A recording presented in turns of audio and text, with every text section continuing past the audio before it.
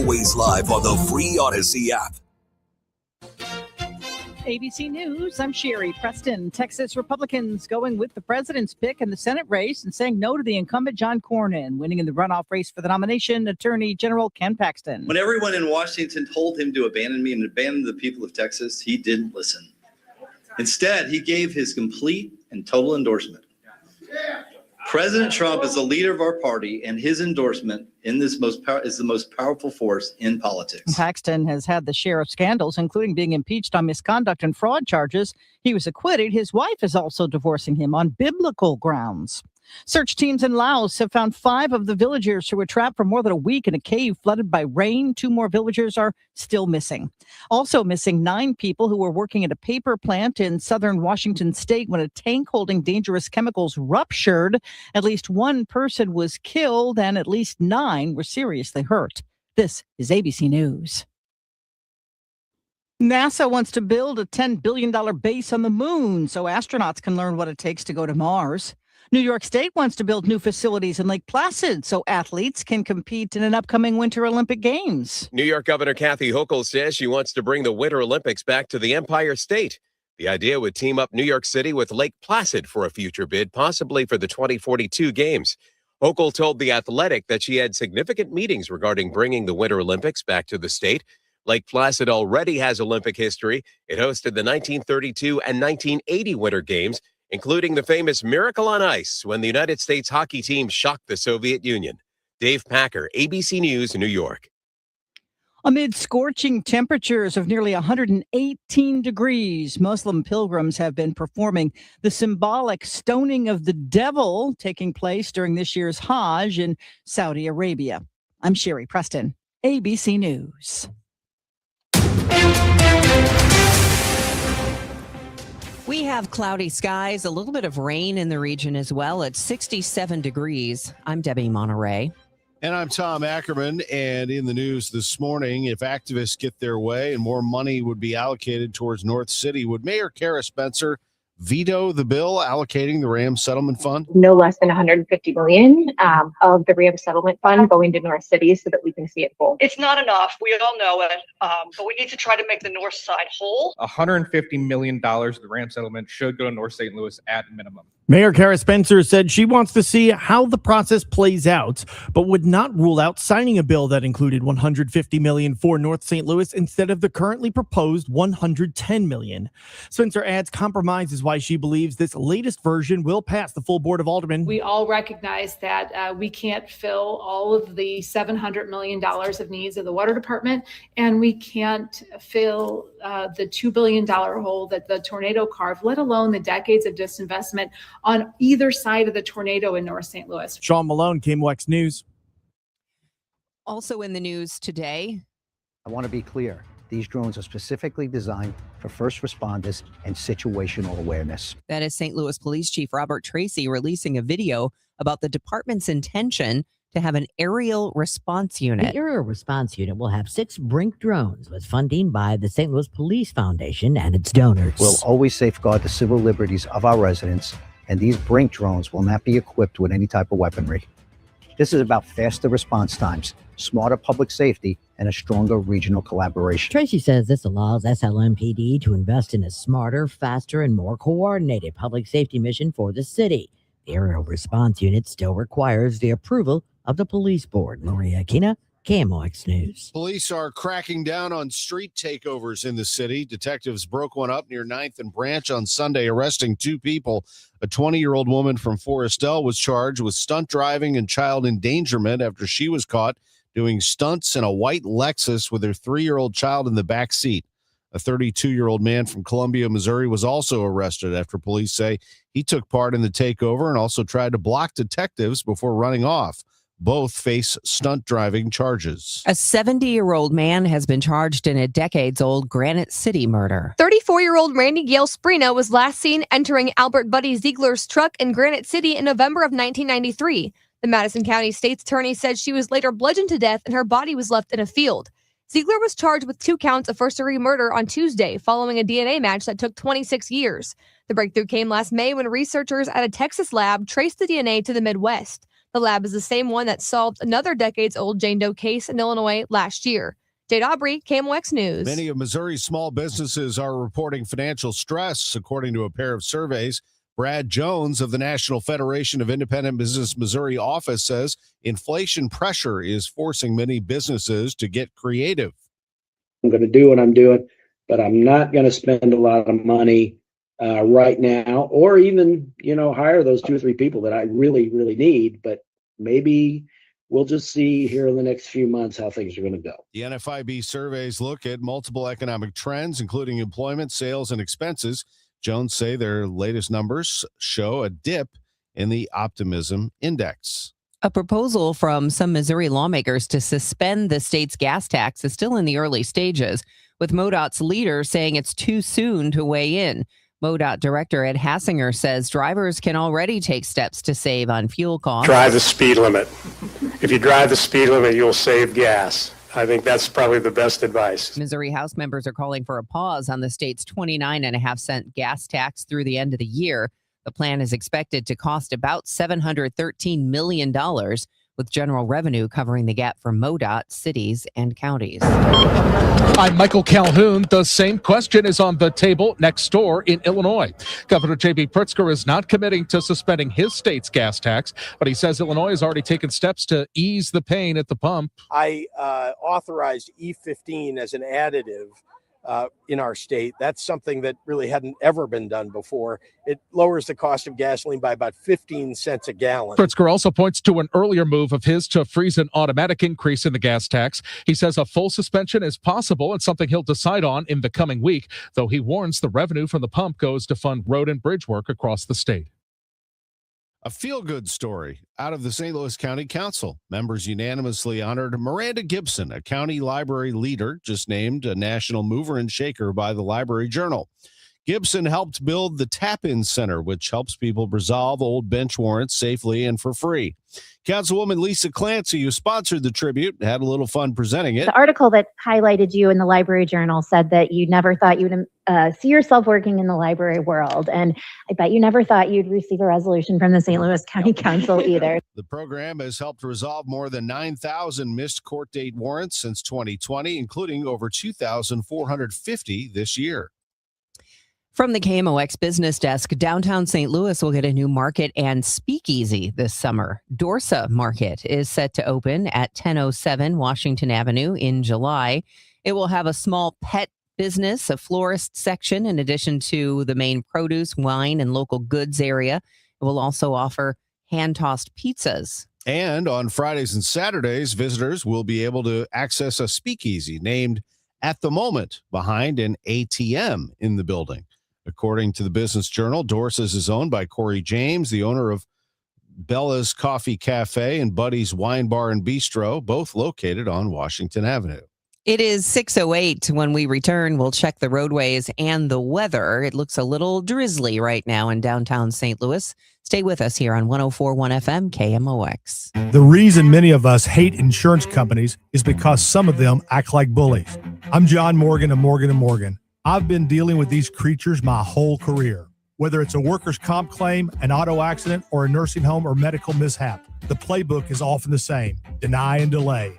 We became the largest injury firm in America for a reason. We fight the bullies. They know who we are, and I know it makes a difference for our clients. Just go to forthepeople.com and see our results and our verdicts after those bullies gave us their final offer. Hiring the wrong firm can be disastrous. Hiring the right firm could substantially increase your settlement. It's easy to get going. Visit forthepeople.com on your phone or computer, or call us on your cell at Pound Law, pound 529.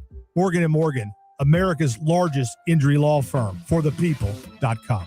The choice of a lawyer is an important decision and should not be based solely upon advertisements. Past results afford no guarantee of future results. Every case is different and must be judged on its own merits. I'm Piera Palazzolo, VP of Digital Marketing for the American Management Association, a company focused on the management training skills needed to enhance the careers of business professionals. We did our research when it came to the best companies for website development and chose AmericanEagle.com. And we couldn't be happier. AmericanEagle.com worked closely with us to understand the front and back end requirements needed to launch an e-commerce website that could handle the complexities of running thousands of seminars nationwide, our robust new website and improved SEO saw immediate increases in site traffic and web revenue. If you're in need of managerial effectiveness and success, visit our website at amanet.org. If you're in need of a website that provides an unparalleled consumer experience, I highly recommend AmericanEagle.com.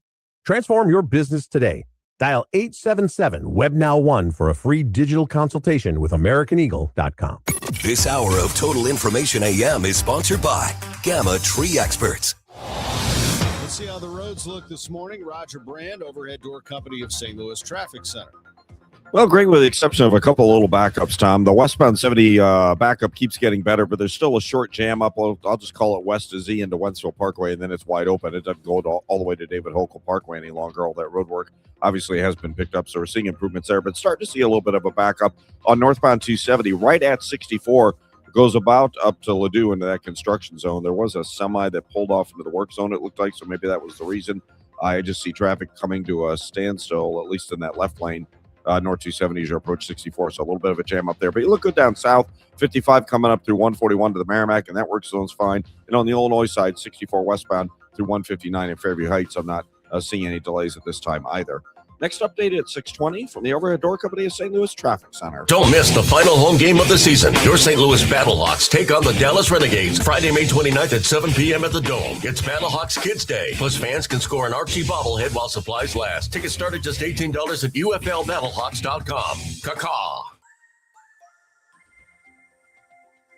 Today will be warm and humid with clouds and some sunshine. There can be a passing shower, maybe even a spotty afternoon or evening thunderstorm. Much of the day will be rain-free, the high 84. Overnight, partly cloudy, though 65. Clouds and some sunshine and very warm tomorrow, high 87. For Friday, partly sunny, a chance of an afternoon thunderstorm, high 82.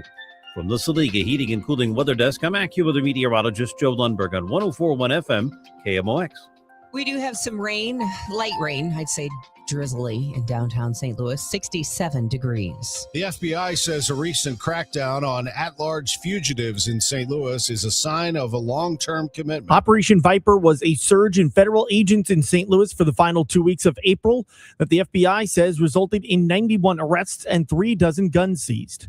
Former Missouri Attorney General, now Deputy FBI Director Andrew Bailey, says the quick results are due to collaboration from all levels of law enforcement. It's not just the FBI, the brave men and women serving in the Bureau acting alone. It's with our federal, state, and local counterparts. And so we take intelligence that they've gathered and recommendations, and we all work together. And when we embedded with SLMPD, we really maximized our efforts. Bailey says the intention of having this surge now was to head off the usual rise in violent crime that comes in the summer months. Sean Malone, KMOX News.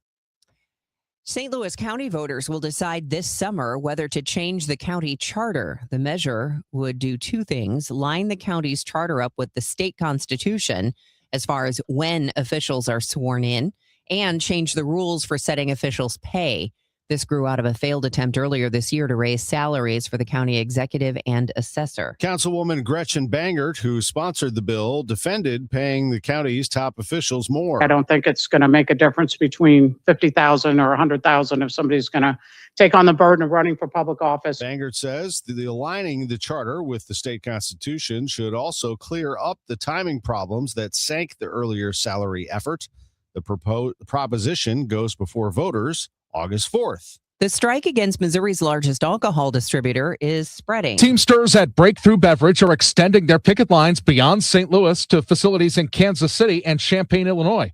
Workers at the new locations are honoring the picket lines and refusing to cross them. The company distributes brands like Jameson, Absolute, and Yuengling to bars and stores. Union leader Jeff Pedalero tells KMOX the dispute is over what he calls the company's illegal labor practices. Breakthrough Beverage is learning the hard way that the Teamsters mean business, and will continue to do what we need to do to protect our members. A Breakthrough Beverage spokesperson tells KMOX that the company is engaged in ongoing good faith negotiations, including first contract discussions with our drivers. And they say Teamsters Local 688 ended negotiations with key issues unresolved, but they confirmed that negotiations will resume on June 3rd. Michael Calhoun, KMOX News. Redbird Report Report, sponsored by Restoration One of Greater St. Louis. Let's start our coverage with KMOX's Matt Pauley. As the Cardinals are trailing the Brewers 6-0 in the 8th inning, Milwaukee pitcher Abner Uribe strikes out Alec Burleson to end the inning. He then looks to the Cardinals dugout and performs a number of crotch chops. His manager, Pat Murphy, is not happy with the antics. Yeah, it's just unacceptable. I don't know what got over him. I mean, he's been an emotional guy, but that kind of thing, that's just not how we do things, and I was embarrassed by it. Through a translator, Uribe apologizes to Murphy, his teammates in the Brewers organization, but not to the Cardinals. I understand that that's unacceptable to go out there and to react in a way like that. But at the same time, I don't think it's professional for their manager to be making signs towards our dugout saying that he's going to be hitting guys. And there's an event that occurred during the practice today, too. And I don't think that was right. So, I have my teammates back. Uribe refuses further comment, and the Cardinals have denied the allegations. Matt Pauley, KMOX Sports. And lastly, Uribe's antics. Any comment on that?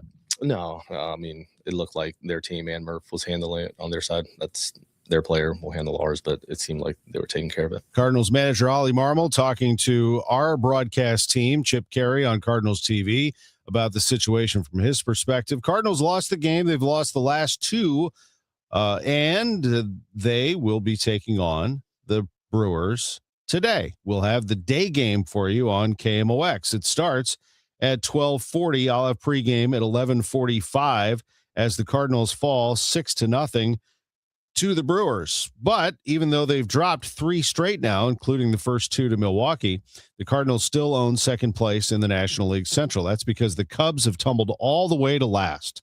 The Cubs have lost 10 in a row. They fell yesterday. They got absolutely obliterated by the Pirates. Final score was 12-1. So right now in the division, it looks like this. The Brewers have the lead. The Cardinals are 3.5 back, Reds 4 back, Pirates 4.5, and the Cubs also 4.5. The Cardinals play in Milwaukee today. They'll have the day off tomorrow, and then they open a 3-game series at home against the Cubs starting this weekend at Busch Stadium.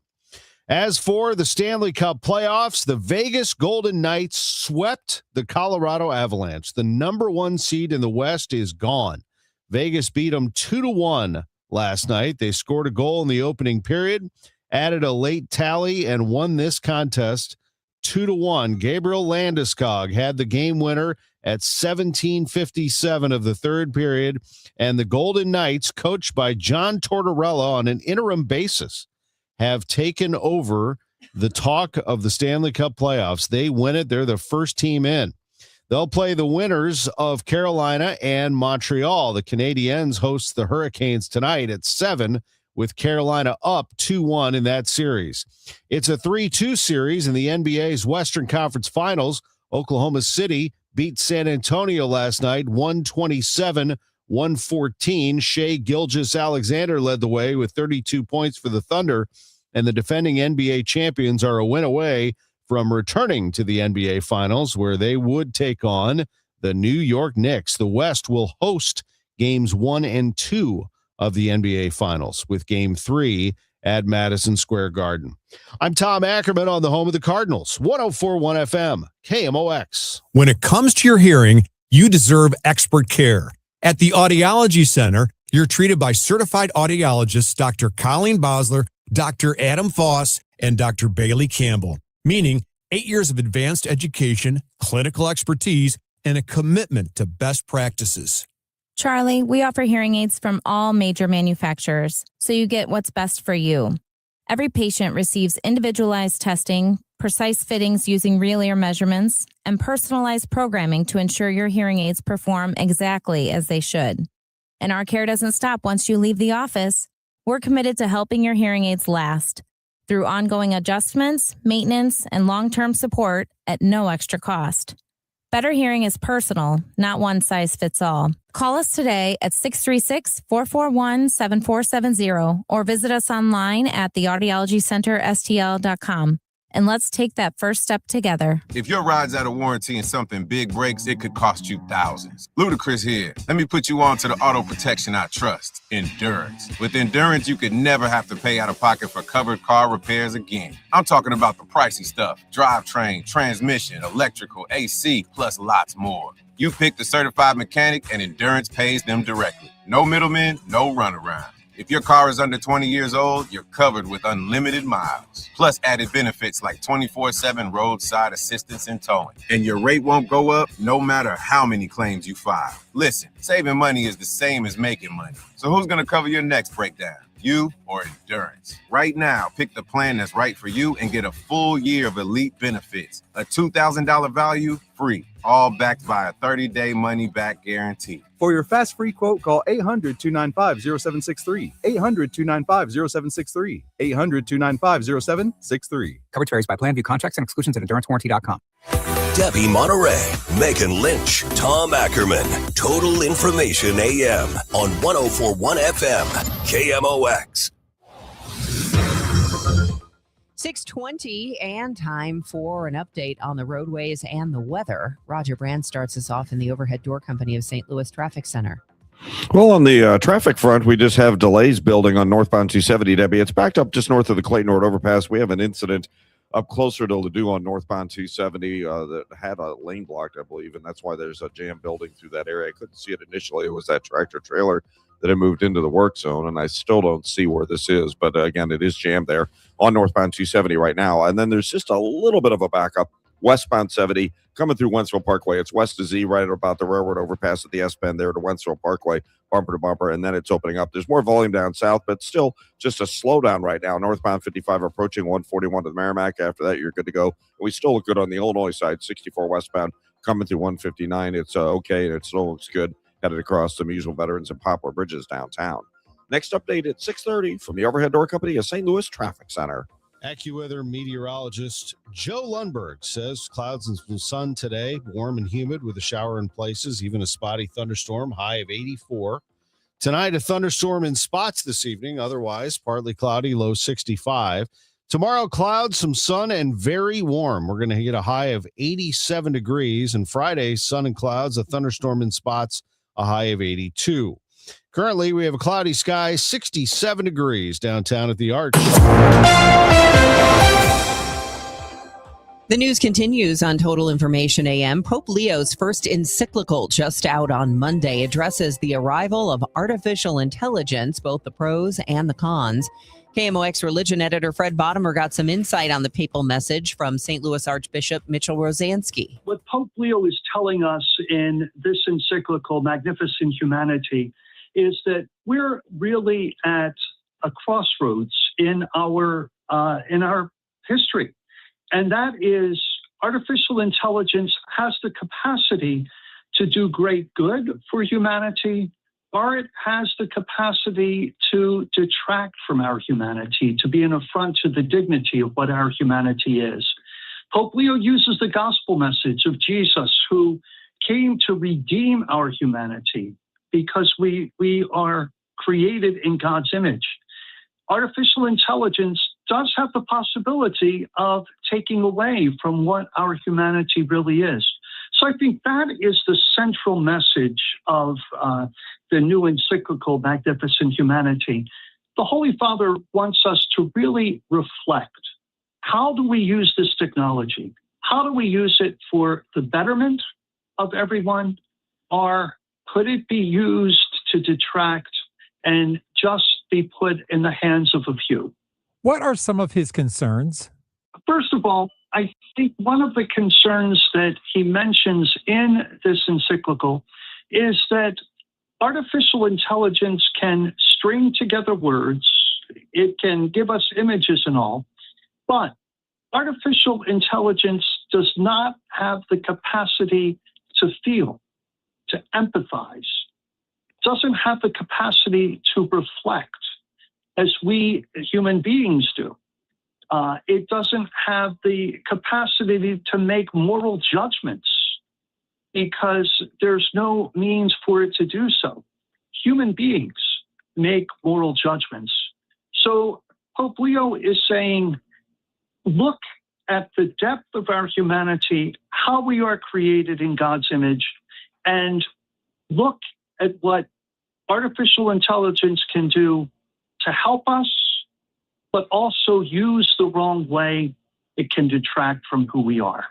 Does Pope Leo offer any solutions to either government leaders or corporations or even to Catholics? I don't think that the encyclical was written with the idea of providing solutions. I think the encyclical is written with the idea of giving us material to reflect, so that when we make decisions regarding artificial intelligence, whether it be the government or individual companies or individuals, that they would not use artificial intelligence for ways that would take away our humanity.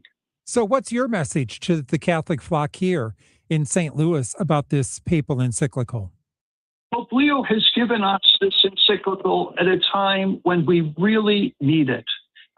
In the turn of the 19th century, Pope Leo XIII wrote Rerum Novarum in response to the Industrial Revolution. Pope Leo XIV realizes that he has been elected at the technological revolution.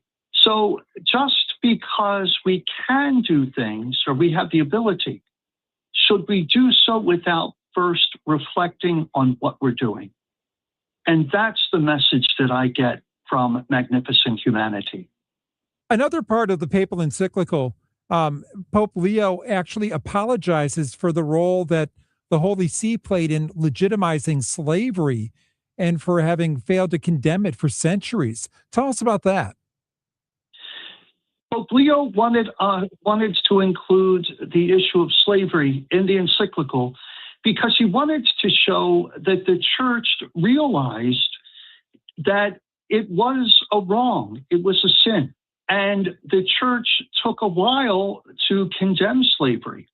But in reflecting upon how slavery took away from the humanity of so many individuals, Pope Leo does not want technology to take away our humanity. So the church, yes, was slow in condemning slavery. Pope Leo does not want to make that same mistake in being able to assess technology and artificial intelligence. That is the St. Louis Archbishop Mitchell Rosansky speaking with our own Fred Bottomer. It's 6:27. This time check is sponsored by Jerry Kelly Heating, Air Conditioning, Electrical, and Plumbing. It's time for a $98 AC tune-up. Gamma Tree Experts was looking around our yard over the Memorial Day weekend and trying to identify as many trees as I could. Tim Gamma taught me how to do it. And trying to identify which trees might need some work in the future. I'm an amateur. Tim Gamma is an expert. Tim and Tom Gamma, they are the best. Gamma Tree Experts, a tree service that has provided high-quality tree and shrub care since 1954. In fact, their entire team can help you. They are outstanding in what they do. They're arborist team. Arborists are passionate about trees, and they understand how much your trees mean to you. The Gamma staff includes board-certified master arborists, horticulturists, urban foresters. Your trees are living assets that need ongoing care to thrive. And at Gamma Tree Experts, they are committed, they are knowledgeable, they are professionals who can help you protect your trees for today and for future generations. They've been doing it since 1954, going back generations. They are Gamma Tree Experts. GammaTree.com. Your trees deserve the best care. One of life's greatest mysteries has finally been solved. Who let the dogs out? Spruce, spruce, spruce. It's spruce, the weed and grass killer that's safe for use around people, pets, and bees when used as directed. Spray the leaves for visible results in just 1 hour and dead weeds in just 1 day. You spray, they play. Spruce, pet friendly, weed deadly. Find wherever weed killers are sold. You just testified under oath you're getting more fiber in your diet, and it was easy? Where is this additional fiber coming from? Mira Fiber Gummies. Objection! It's true. Mira Fiber has 8 grams of fiber to help me get the fiber I need in a day, plus 4 B vitamins for metabolism support, all in one serving. Overruled. My gut rests its case. Oh, that's my line. Find Mirafiber today at your local retailer from the makers of Miralax. Mirafiber supports metabolism of carbs, fats, and proteins. Serving size is 4 gummies. Hey guys, Glover here for my friends at Cantor Injury Law. So as you know, I'm a lawyer, haven't practiced in a long time, but I did plaintiff's work and defense work, so I have a pretty good understanding of it. I have a pretty good idea of who's who in the firmament of plaintiffs' attorneys. And for my money, Mark Cantor is the guy. He's a great attorney. He is a great practitioner. He's put together a great team. He was born and raised here. He lives here. He works here. He wins here. Call 314-628-ALL-9s or CantorInjuryLaw.com. The choice of a lawyer is an important decision and should not be based on advertisement. It is 6:30, and right now it is cloudy and a little drizzly, 67 degrees in downtown St. Louis. I'm Debbie Monterrey. And I'm Tom Ackerman. Let's see how the roads are looking. And here's Roger Brand with that Overhead Door Company of St. Louis Traffic Center. Well, we still got those couple of jams, Tom. The initial one we had out west on 70 westbound is still backed up from Highway Z through Wentzville Parkway. We had overnight road work west of there. They may still be picking some of it up. It looks to me like we have an incident, though, at Wentzville Parkway now on westbound 70. I can't tell if it's a stall or a crash. My view, it's just past the overpass there, it appears. And I can't tell what it is. I can see it's either in the left lane or on the left shoulder. I see the flashing lights of the police car. So, again, it was either a stall or a minor crash. Been talking about northbound 270 right at Ladue as you get through that work zone there. So again, it's either blocked in the left lane or been cleared to the left shoulder. But the jam's building. Everybody now is bumper to bumper back at Manchester Road. Other than that, you have slow traffic northbound 55 north of Richardson up to the Merrimack River in that construction zone. Still okay on the Illinois side, 64 westbound through Fairview Heights, no delays, and the bridges are still clear downtown for Illinois drivers. Next update at 6:40 from the Overhead Door Company of St. Louis Traffic Center. It is going to be a warm and humid day with a shower in places, maybe a spotty thunderstorm. Otherwise, just clouds and sun and a high of 84. Tomorrow getting up to 87 with clouds and sun. That's the hottest day of this 5-day forecast. It's 67 out there right now. Missouri's small businesses are struggling a bit, according to recent studies by the National Federation of Independent Business. The NFIB State Director, Brad Jones, says many Missouri small business owners have ongoing struggles finding qualified new employees. They're frustrated with the labor and employment part. He says there are increased business costs and the dilemma of passing those on to customers. Jones says their latest surveys in Missouri find businesses are delaying big purchases. He says some are also putting off expansion plans. Sue Danielson, Missouri Net. $150 million for tornado recovery in St. Louis.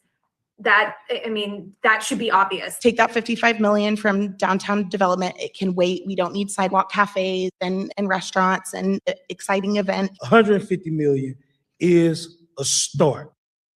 Those are activists urging city leaders to allocate more money to the north side than the $110 million from the Rams settlement. Mayor Kara Spencer asked if she would still sign a bill that took the $40 million difference from other funds and put it towards North City. She didn't say no. I'm not ruling anything out at this point. What I'd like to see is this bill move forward. No vote was taken on the bill in committee. St. Louis Police will launch the Aerial Response Unit. Chief Robert Tracy released a video saying they're making a major investment in public safety. And one of the most significant technological advancements in the department's history. Thanks to our friends at the St. Louis Police Foundation, we have plans to launch the Aerial Response Unit, utilizing 6 Brink drones, strategically placed throughout the city that will enhance public safety and support a broader regional collaboration. Now, the Aerial Response Unit still needs approval of the police board. Tracy says this proposal is a part of a growing regional effort among public safety agencies to utilize drone technology to improve emergency response, strengthen coordination, and enhance preparedness across the St. Louis region. Maria Aquina, KMOX News. The news is sponsored by Michael's Flooring Outlet, the flooring experts, michaelsflooringoutlet.com. It's 6:34. It's not really a sports show. It's just a show. So I don't really have a sports show, but I love the Cardinals. I am born and bred St. Louis, went to my first game like so many of you, 4 years old. Couldn't believe how green it was standing there next to the players with my dad. And now I go with my kids. You get it. So when you listen to the DGS, it's going to be a slice of life happy hour, but we're always going to talk Cardinals. The Dave Glover Show at 1. then stick around for Cardinals baseball. Retirement. Exciting in one way, scary in others. How do you find the financial advisor that covers all the bases? Join Greg Ayler Saturdays at 1 on Fire Your Financial Advisor. Chuck McDowell here with Red Pocket Mobile. How long have you been stuck with the same phone plan? 2 years? 5? 10? Are you tired of surprise fees and confusing bills that never match what you thought you were paying? Cut the nonsense. Right now at redpocket.com, new and existing customers adding a line can get our premium 5G plan for just $5 a month. That's only $60 a year. And here's the kicker. Red Pocket Mobile gives you access to all 3 5G networks. You pick the one that works best where you live or work, or switch anytime for better coverage. And with Red Pocket, you keep your phone and your number. Why in the world would you not switch? Red Pocket Mobile, your new ultimate cell carrier. Celebrate Memorial Day with big savings from Red Pocket Mobile. Right now, new and existing customers can get our premium 5G plan for just $5 a month. Just $60 a year, and choose from all 3 major 5G networks with one locked-in low price at redpocket.com. That's redpocket.com. redpocket.com. It's 6:35. Your Money Minute is sponsored by Eamon Gander and Capriano Elder Law Attorneys. This is the Bloomberg Money Minute. The former chairman of BP says he was fired without warning or explanation and will challenge the energy giant's version of events. Albert Manifold was ousted from BP yesterday after 8 months on the job, citing serious concerns about governance standards, oversight, and conduct. Sources say there have been complaints about aggressive behavior by Manifold toward employees.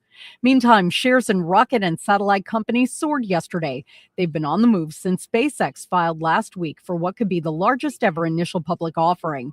That helped the S&P 500 jump 0.6% to finish the day. This morning, stocks are looking at more gains. S&P futures are up 21 points. Dow futures rising 195. And speaking of SpaceX, American Airlines plans to install the company's Starlink satellite internet service across more than 500 of its jets. Airlines have been increasingly turning to Starlink to improve spotty service. Courtney Donahoe, Bloomberg Radio.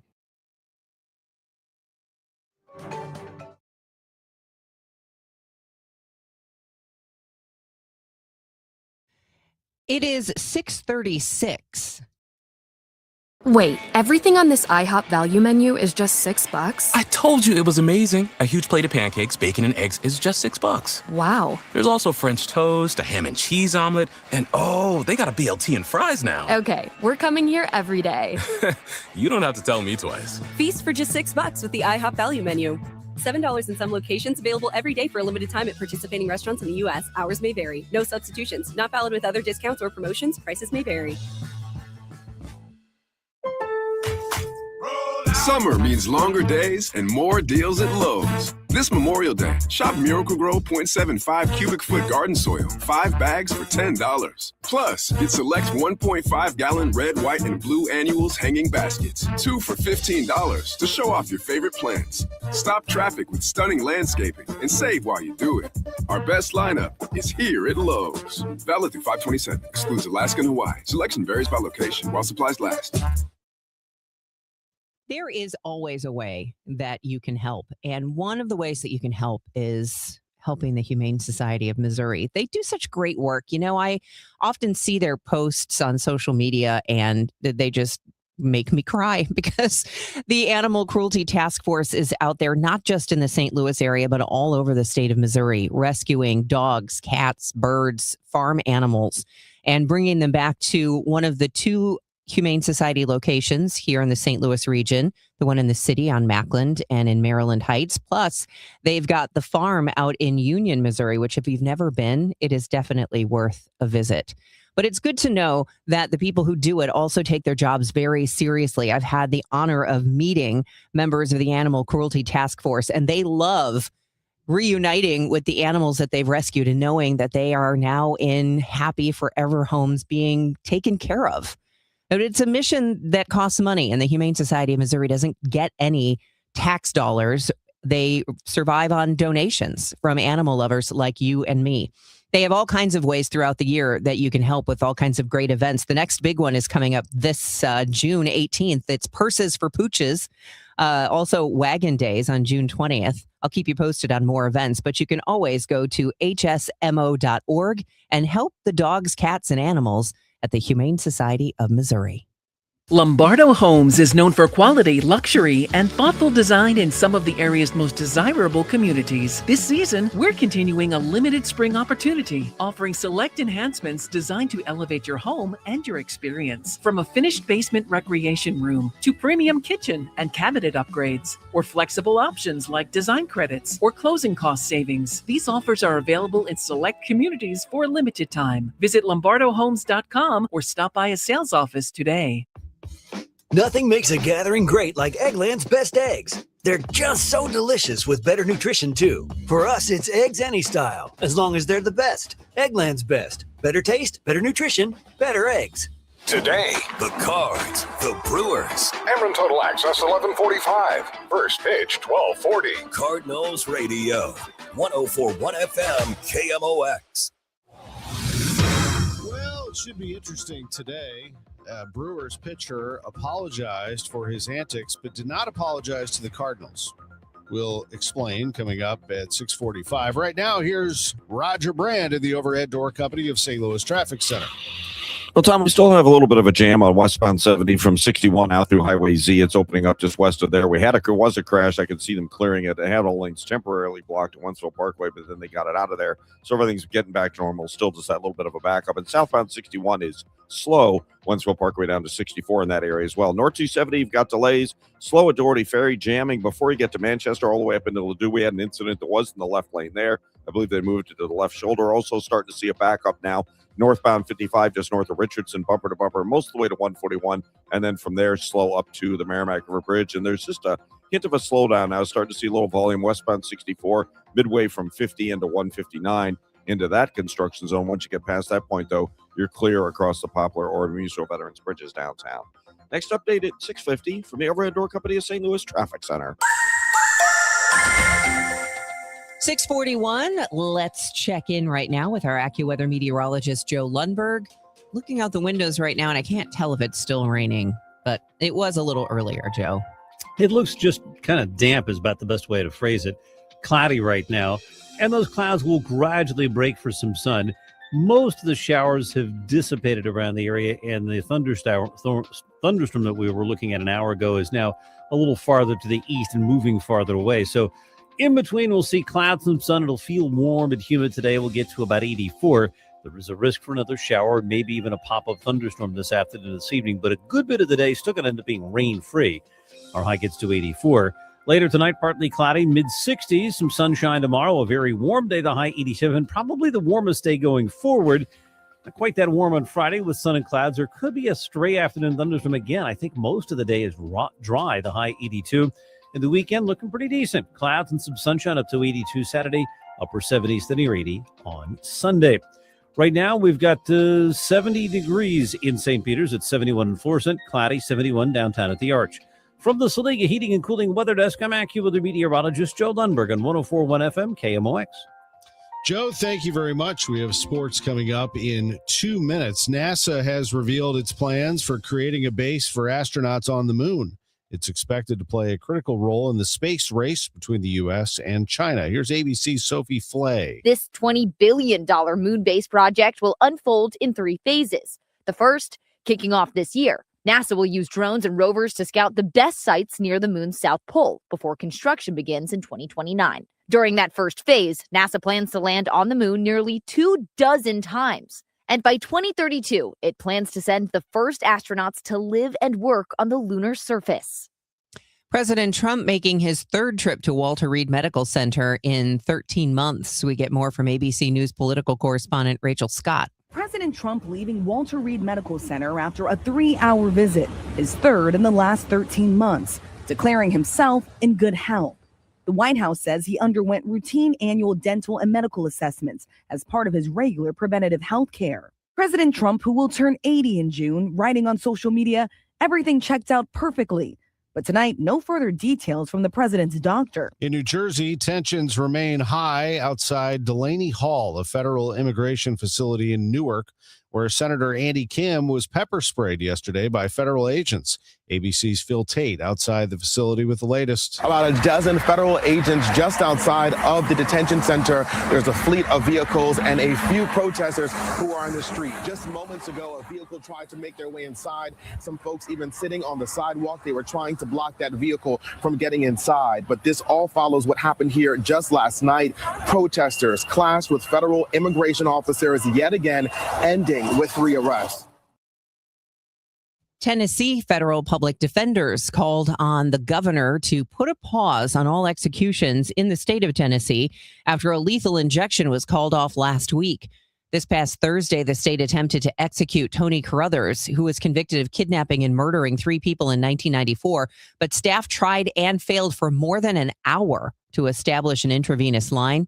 Speaking in Nashville on Tuesday, Kit Thomas, deputy chief of the Capitol Habeas Unit, said botched lethal injections are an ongoing problem. Difficulty establishing IV lines is not a hypothetical problem in executions. It's a known complication that has caused prolonged and botched executions across this country for years. Who's Hot, Who's Not, sponsored by St. Louis Composting, Growing Gardens, and Making Memories. Last night in Milwaukee, the Cardinals trailed 6-0 in the 8th inning when Abner Uribe struck out Alec Burleson. It happens. Cardinals just didn't have it, but Uribe celebrated in a way that got everyone's attention. A triple crotch chop. It's the only way you can describe it, actually.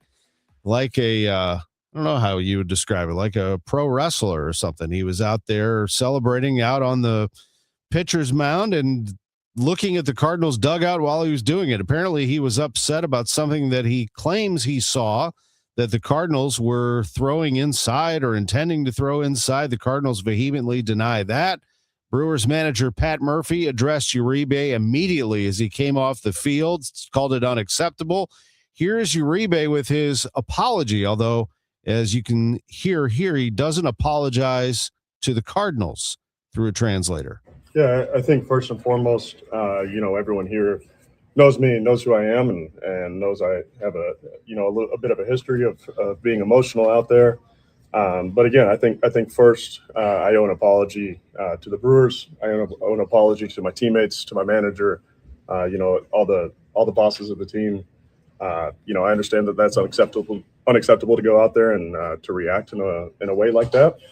But at the same time, I don't think it's professional for their manager to be making signs towards our dugout saying that he's going to be hitting guys. And there was an event that occurred during the practice today too, and I don't think that was right. So I have my teammates back always. Ivan Herrera of the Cardinals said, "I feel like it was just disrespectful to the entire team what he did. I hope we take care of it and we move on." The Cardinals play today at 12:40, pregame at 11:45. Sounds like a must-listen game as the Cardinals try to avoid a sweep. And that's the most important thing really here, Matt Pauley. The Cardinals got to figure out how to get some offense going. With a 6-0 loss yesterday to the Brewers, the Cardinals have lost 3 in a row and 5 of their last 6. They have scored 1 total run in their last 2 games against Milwaukee and have been held to 2 runs or less in 4 of their last 6 games. Manager Oliver Marmol says the way out of the funk is individual players getting better. Each guy's you get to learn something different. Not everyone's in the same boat. Some guys are actually feeling really good about where they're at, and you continue to push them in that direction. Some guys, like Gore, early work today, like you're just individualizing everything to make sure that as a unit, we continue to move this thing forward. The Cardinals collect just 7 hits, all singles. Brian Torres is the only player with multiple hits, going 2 for 4, and the club never gets a base runner past second. Matt Pauley, KMOX Sports. The Vegas Golden Knights are in the Stanley Cup final. They beat the Colorado Avalanche last night 2-1. Vegas sweeps the series in 4 games. Oklahoma City beats San Antonio 127-114 to take a 3-2 lead in the NBA's Western Conference Finals. St. Louis Composting knows that soil with 5% or more organic matter is the gold standard. It creates better structure, it locks in nutrients, and it dramatically improves water retention. Again, that's soil with 5% or more organic matter. You absolutely can get that from St. Louis Composting, stlcompost.com. They have a variety of soil mixtures that you can acquire, including the coveted Missouri Botanical Garden soil that they have in bags. Look, we all felt that brutal Missouri drought last summer. Top dressing your lawn right now makes it significantly more drought resistant. You can also get a full landscape cleanup by adding compost to your garden beds. How about some mulch? A fresh layer of mulch in your flower beds and around your trees is the fastest way to make your yard pop and lock in that moisture. It's St. Louis Composting. 9 locations in the St. Louis area, or as I said, stlcompost.com. Have it delivered. St. Louis Composting, growing gardens, making memories. The final home game of the season is here, St. Louis. Your St. Louis Battlehawks hit the field Friday, May 29th at 7 p.m. against the Dallas Renegades at the Dome at America Center. It's Battlehawk Kids Day, packed with family fun, Battlehawks energy, and an Archie bobblehead giveaway while supplies last. Join Battlehawks Nation. Bring the whole crew and help close out the season the only way St. Louis knows how. Loud and proud. Caw-caw. Because caw is the law. Get tickets starting at just $18 at UFLBattlehawks.com or Ticketmaster. Tarps Off Media is sweeping Cardinals Nation. But before you take your shirt off, make sure it's a shirt worth taking off. Friday before Cards and Cubs at Busch, the DGS broadcasts live from patios starting at 3 p.m., counting down to first pitch. And Rally House will be on site with gear so good, you might actually want to keep your shirt on. It's your city. It's your house. It's Rally House with DGS live from patios Friday, May 29th. Broadcasting from the Scott Credit Union Studio, 104.1 FM, KMOX. Your morning news and information. Total Information AM. 6:51, time to check in with Roger Brand in the Overhead Door Company of St. Louis Traffic Center. Well, Debbie, it's busy on a couple of these highways right now. This traffic report's a service of the Sandberg Phoenix Law Firm. One of them is going to be northbound 270. We had an incident in the construction zone at Ladue.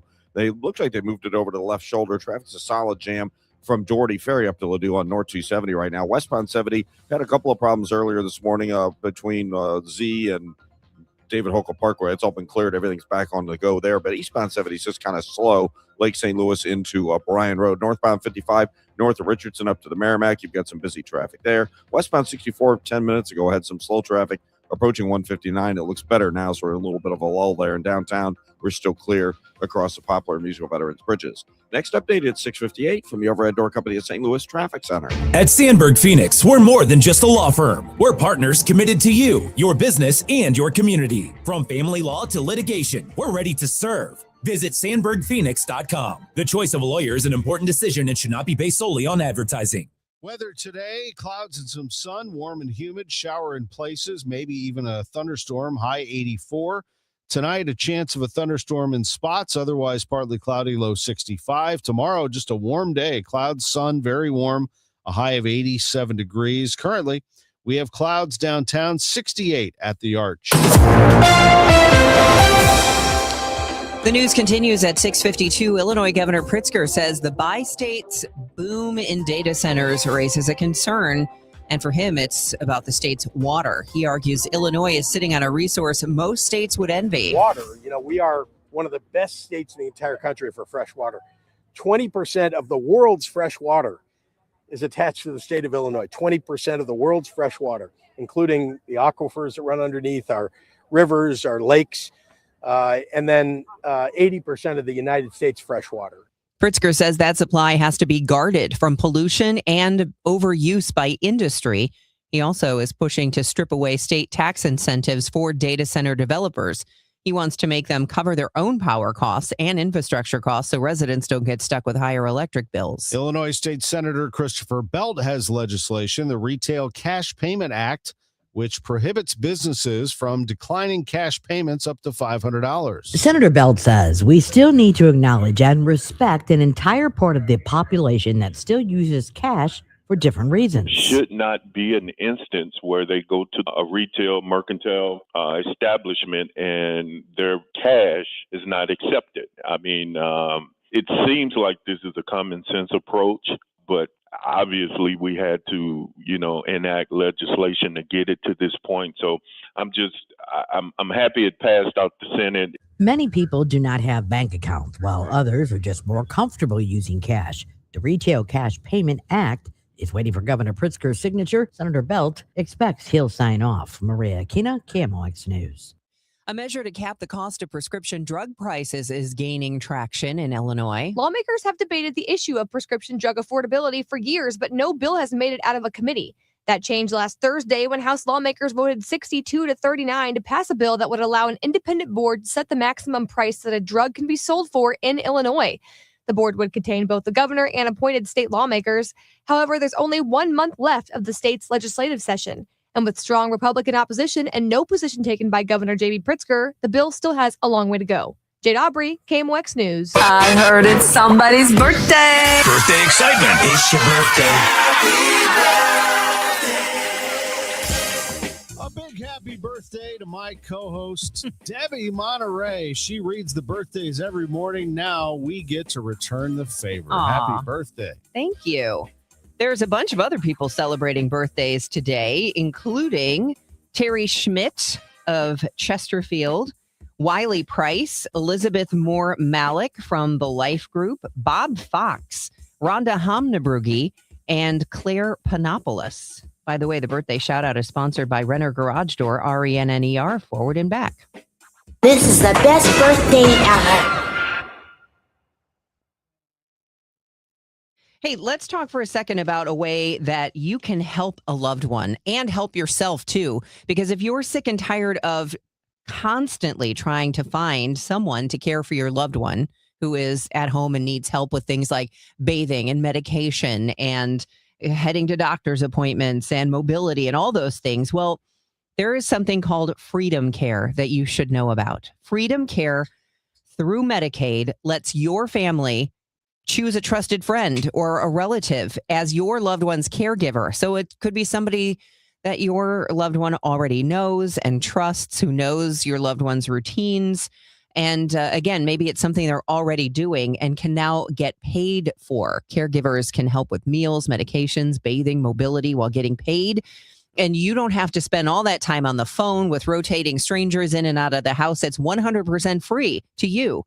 Freedom Care handles the paperwork, the payroll, the training. So if you're already caring for someone with Medicaid, or if you're ready to help, or you just want more information about Freedom Care, call 314-947-5139. Get paid to care for a loved one with Freedom Care. 314-947-5139.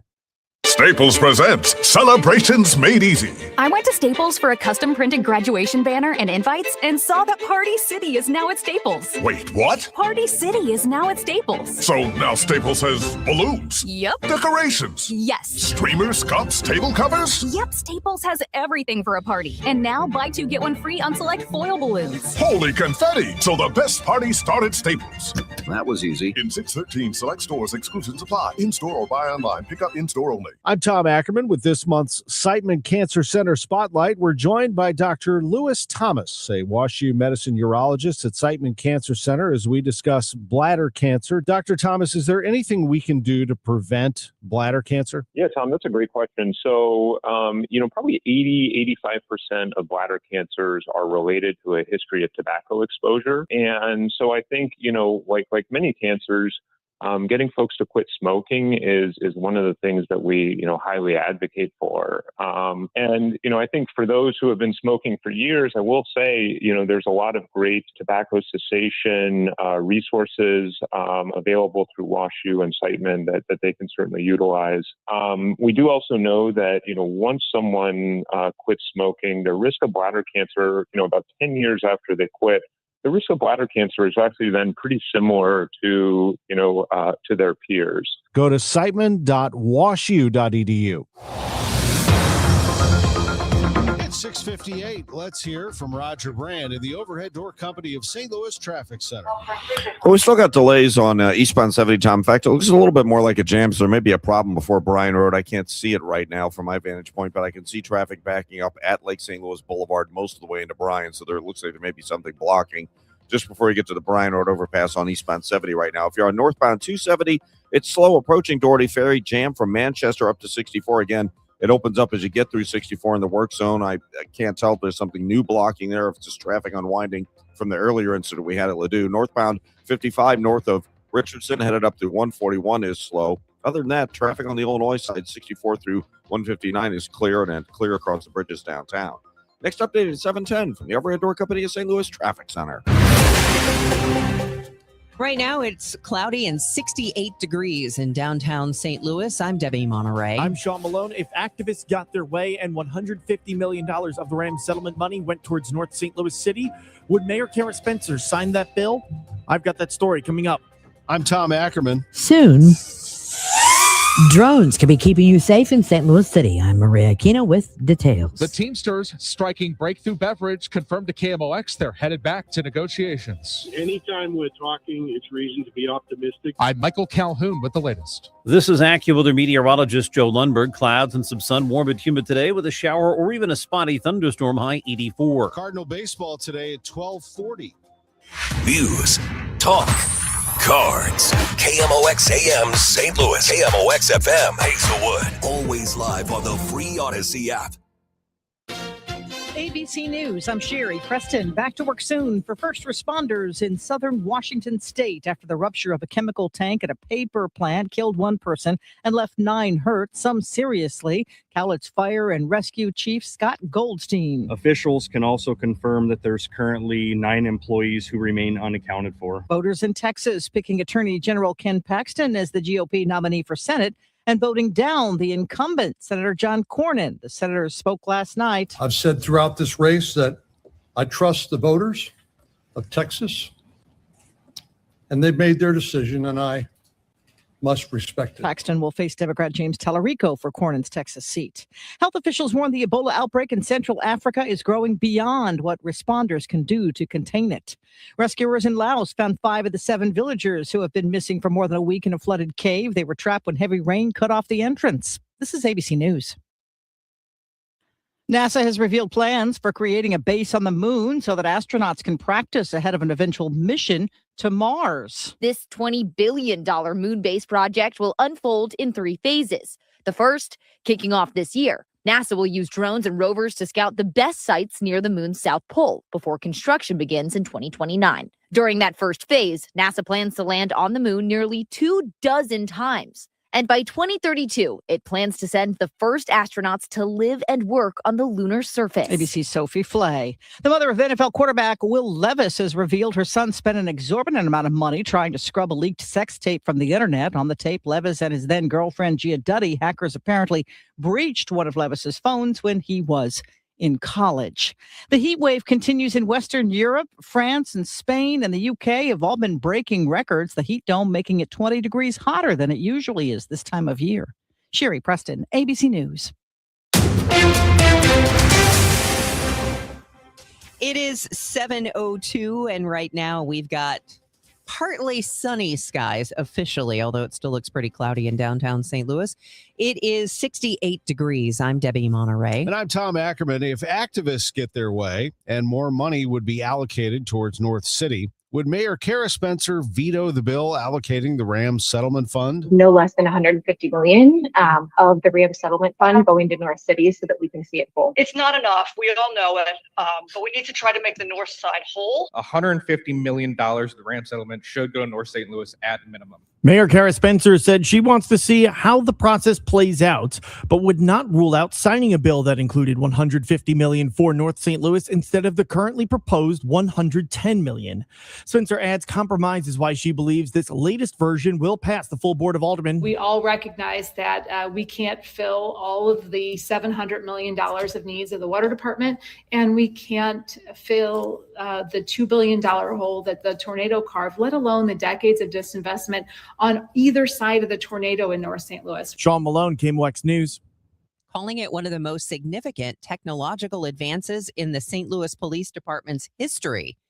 Here's Chief Robert Tracy in a video announcing the Aerial Response Unit. Funding will come from a partnership with the St. Louis Police Foundation and its donors, but it's pending approval of the police board. The Aerial Response Unit will have 6 Brink drones strategically placed throughout the city. The Aerial Response Unit aligns the SLMPD with other regional law enforcement agencies, which can respond within minutes of a 911 emergency call, allowing officers to have up to the second real-time information on crimes in progress. Tracy says the technology will improve decision-making and assist during disasters. Maria Aquino, KMOX News. 2 arrests after a street takeover in the city this past weekend. Police say drug enforcement detectives interrupted the takeover near 9th and Branch on Sunday. They spotted a white Lexus doing stunts in the intersection with no plates. The driver, a 20-year-old Forrestal woman, pulled over after detectives set up spike strips. She had her 3-year-old in the back seat and is now charged with stunt driving and child endangerment. A 32-year-old Columbia, Missouri man who took part in the takeover and tried to block detectives is also facing charges. St. Louis says street takeovers will not be tolerated. A Granite City murder from 1993 has been solved. 70-year-old Albert Buddy Ziegler was charged Tuesday in connection with the death of 34-year-old Randy Gail Sprino. She was last seen entering Ziegler's truck in Granite City on November 9th, 1993. The Madison County State's attorney said she was later bludgeoned to death and her body was left in a field. DNA found at the crime scene has been continually tested for 26 years until researchers from Texas linked it to the Midwest last May. Ziegler was arrested last week and charged with 2 counts of first-degree murder. He is currently in custody at the Madison County Jail. Jade Aubrey, KMOX News. It's now 7:05. No position from Missouri's transportation leader on a proposal to pause Missouri's gas tax. Missouri Department of Transportation Director Ed Hassinger says it's too soon to weigh in on a plan from House members to suspend the state's 29.5-cent gas tax through the end of the year. We're aware of those efforts, but until we know what that really looks like, it's pretty premature to comment on that. We take the revenue we get and we do the best we can with it. So we will continue to do that. The proposal could cost about $713 million, with general revenue covering funding for MoDOT, cities, and counties during the pause. Hassinger says until details are finalized, the agency will continue making the most of current funding. Matt Pilger, Missouri Net. A similar debate is playing out across the river in Illinois. I'm Michael Calhoun. Governor J.B. Pritzker got the same question this week, but his first answer was to put the blame on Washington. Donald Trump has added about $1.50 a gallon to every gallon of gas that you fill your tank with, $1.50. It's a war of choice that's led to that. He took us into that war. He should get us out of that war. Pritzker says that part is out of his hands as governor, but he notes he did freeze a scheduled increase in the state's gas tax a few years back. He says a temporary pause is something he'll weigh over the coming week, but he too cautions that the tax pays for roads and bridges that Illinois drivers count on.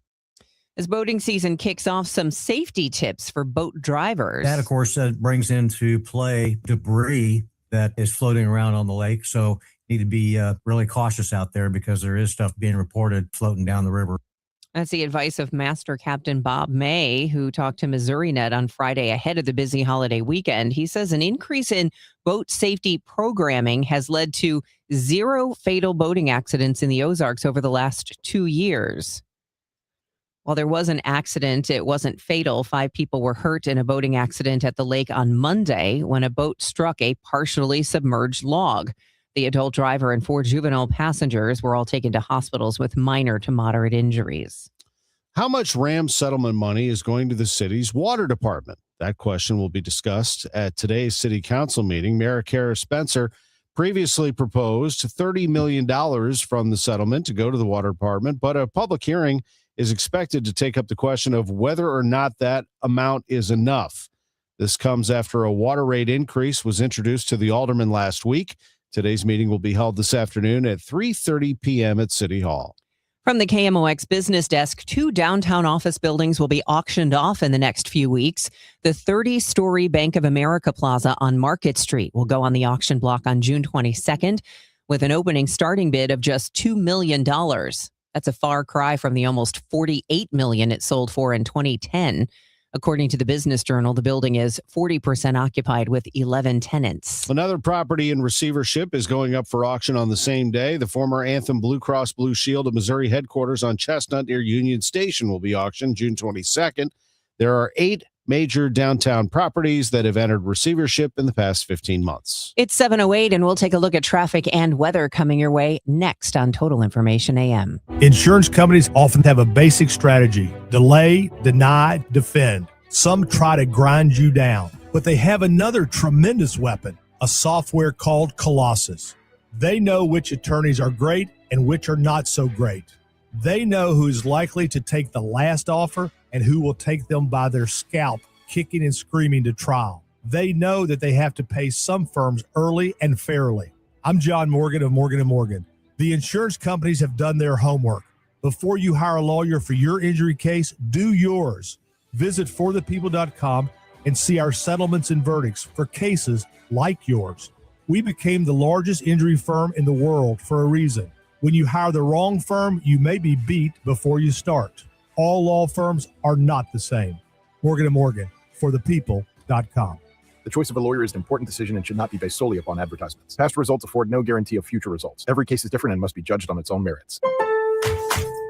Pros, save more on the materials you need to get the job done inside and out at Lowe's. Right now, get 10% off in-stock Trex Naturals decking, now available in more styles. Plus, get 15% off select custom entry, interior, and storm doors. Then, we'll deliver it all straight to your job site to help keep your jobs moving. Get the brands pros trust, priced right, and ready when you need them. Our best lineup is here at Lowe's. Valid through 5/27. While supplies last. Selection varies by location. Why'd I go to the doctor? Working on the farm, my heart kept skipping a beat. I didn't think much of it, but my daughters made me get checked out. Turns out I have atrial fibrillation, which increases the risk of stroke about 5 times. Symptoms like irregular heartbeat, heart racing, chest pain, shortness of breath, fatigue, or lightheadedness can come and go. But if it's AFib, the risk of stroke remains. If you have symptoms, contact a doctor. I'm so glad I did. Visit notimetowait.com. Sponsored by Bristol-Myers Squibb and Pfizer. This hour of Total Information AM is sponsored by Gamma Tree Experts. Let's check in with Roger Brand at the Overhead Door Company of St. Louis Traffic Center. Well, the highway's gotten better, Tom, out west. You know, I mentioned at the top of the hour about a backup on eastbound 70 coming into Bryan Road from Lake St. Louis. I couldn't tell what it was, or whatever it was. Probably a stall because they quickly cleared it and the delays are gone now. No longer an issue on Highway 70 in either direction. So it's finally looking good there. It's looking better on northbound 270, but they're bumper to bumper Doherty Ferry to Manchester. And then it's slow in pockets from there up through Ladue where we had an earlier incident. Northbound 55, about midway between Richardson and 141 up to the Merrimack's kind of slow in the right lanes. Mattis up to the North 270 exit. You've got some heavier traffic. Westbound 64 right now looks okay through 159, and it's still clear across the bridges downtown after that. Next update at 7:20 from the Overhead Door Company of St. Louis Traffic Center. KMOX AccuWeather, clouds and some sun, warm but humid today. A shower in places, maybe even a spotty thunderstorm, the high 84. There can be a stray evening thunderstorm, otherwise partly cloudy tonight, though 65. Clouds, some sun, and quite warm tomorrow, high 87. For Friday, times of sun and clouds, a chance of an afternoon thunderstorm, high 82. From the Saliga Heating and Cooling Weather Desk, I'm AccuWeather meteorologist Joe Lundberg on 104.1 FM, KMOX. It's cloudy right now, 67 degrees downtown at the Arch. Operation Viper, a 2-week surge in federal agents to the region last month, is being hailed as a success by the FBI. Deputy Director and former Missouri Attorney General Andrew Bailey says this is targeted at large fugitives wanted for crimes related to drugs and violence. The majority of these are the worst of the worst criminals on the streets, and that's why the intelligence packages were put together for those individuals. The Bureau traditionally takes an enterprise-wide approach, so we start at the top, work our way down, and dismantle the entire enterprise. In total, 91 arrests were made, including 17 undocumented people. Bailey says this was done to head off the usual rise in crime that comes with the warmer temperatures of summer. A charter cleanup at the St. Louis County Council is headed for the August ballot, although one member says it leaves a loose end. The council voted 6-1 to ask voters on August 4th to amend the county charter, bringing it in line with the state constitution on when elected officials take office and also changing how their pay is set. As the council took up that language, Councilman Dennis Hancock flagged a different problem. If we're going to be cleaning up charter language through this bill, we might also want to look at the provision in here for appointing a new prosecuting attorney, because this doesn't change the Supreme Court, doesn't comply with the Supreme Court's recent ruling about who gets to appoint a prosecuting attorney in St. Louis County. Hancock raised it as something to revisit down the road, not a change to this measure, which passed and now goes to voters in August. Recent economic studies are pointing to a dip in small business optimism in Missouri. Brad Jones of the National Federation of Independent Business Missouri office says inflation has forced business owners into some tough decisions. You can raise prices, but in a competitive market, you can only do that so much. He says many of Missouri's small businesses are delaying big purchases, expansion plans, or even hiring of extra staff. The Teamsters strike against Missouri's largest alcohol distributor is spreading. The union is extending picket lines from St. Louis and suburban Chicago to now include Breakthrough Beverage facilities in Kansas City and Champaign, with workers there honoring the picket lines instead of crossing them. Breakthrough supplies brands like Jameson and Absolute to bars and stores across the state. Union leader Jeff Pedalero tells KMOX the strike's impact is already being felt. We've heard of restaurants and some of these bars and whatnot that are refusing deliveries because they don't want to deal with a company that's not willing to treat their employees fairly. More than 215 drivers and warehouse workers are on strike. A Breakthrough spokesperson tells us, quote, "We have contingency plans in place to help ensure minimal disruption to our Missouri operations and continue to maintain service for our customers and suppliers. We remain committed to reaching a fair and sustainable resolution as soon as possible and continue to encourage the unions to re-engage in meaningful discussions." Good news, both sides do confirm to KMOX that St. Louis negotiations are set to resume next week. Michael Calhoun, KMOX News. And lastly, Uribe's antics. Any comment on that? No, I mean, it looked like their team and Murph was handling it on their side. That's their player. Will handle ours, but it seemed like they were taking care of it. What is Ollie Marmol talking about with Chip Carey there on our broadcast last night? Matt Pauley, explain what happened towards the end of the game between the Cardinals and the Brewers. As the Cardinals are trailing the Brewers 6-0 in the 8th inning, Milwaukee pitcher Abner Uribe strikes out Alec Burleson to end the inning. He then looks to the Cardinals dugout and performs a number of crotch chops. His manager, Pat Murphy, is not happy with the antics. Yeah, it's just unacceptable. I don't know what got over him. I mean, he's been an emotional guy, but that kind of thing, that's just not how we do things, and I was embarrassed by it. Through a translator, Uribe apologizes to Murphy, his teammates, and the Brewers organization, but not to the Cardinals. I understand that that's unacceptable to go out there and to react in a way like that. But at the same time, I don't think it's professional for their manager to be making signs towards our dugout saying that he's going to be hitting guys. And there's an event that occurred during the practice today, too. And I don't think that was right. So, I have my teammates back. Uribe refuses further comment, and the Cardinals have denied the allegations. Matt Pauley, KMOX Sports. Well, Matt, it should make for an interesting game, at least from a listener standpoint. We'll be tuning in to see the Cardinals take on the Brewers at 12:40, 11:45 for the pregame.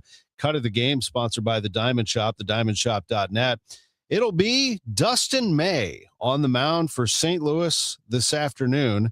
And again, we'll have the game on KMOX. The Cardinals are still in second place in the NL Central. They trail the Brewers, though, by 3.5 now. Milwaukee has separated from the pack. They are 32-20. Cardinals are 29-24. Right behind them, the Reds, 4 games back. Pirates, 4.5 back, tied with the Cubs, who have tumbled all the way to last place in the division. The Cubs have lost 10 in a row. They got blown out yesterday by the Pirates, 12-1. In the Stanley Cup playoffs, it's the Vegas Golden Knights advancing to the Stanley Cup final. Vegas beat Colorado last night 2-1 on a Gabriel Landeskog goal at the 17:57 mark of the third period.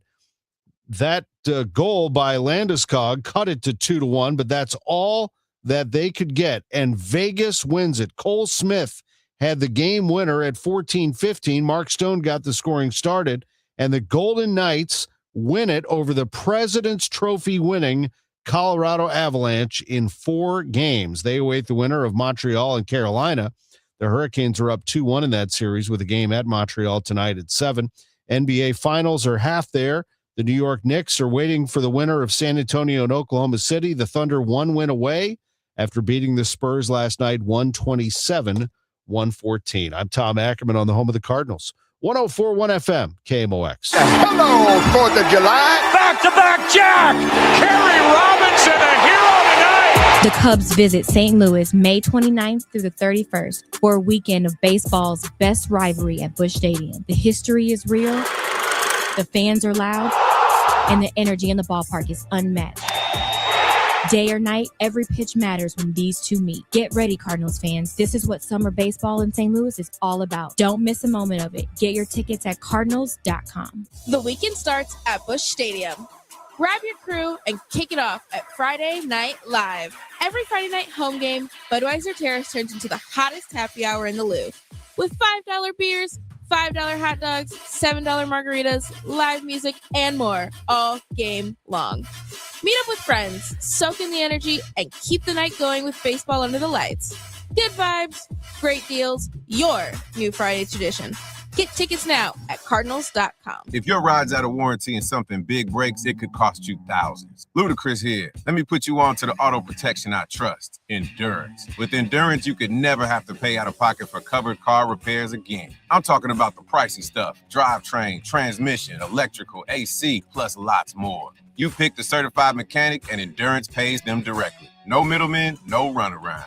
If your car is under 20 years old, you're covered with unlimited miles. Plus added benefits like 24/7 roadside assistance and towing. And your rate won't go up no matter how many claims you file. Listen, saving money is the same as making money. So who's going to cover your next breakdown? You or Endurance? Right now, pick the plan that's right for you and get a full year of elite benefits. A $2,000 value, free. All backed by a 30-day money-back guarantee. For your fast free quote, call 800-295-0763. 800-295-0763. 800-295-0763. Coverage varies by plan. View contracts and exclusions at endurancewarranty.com.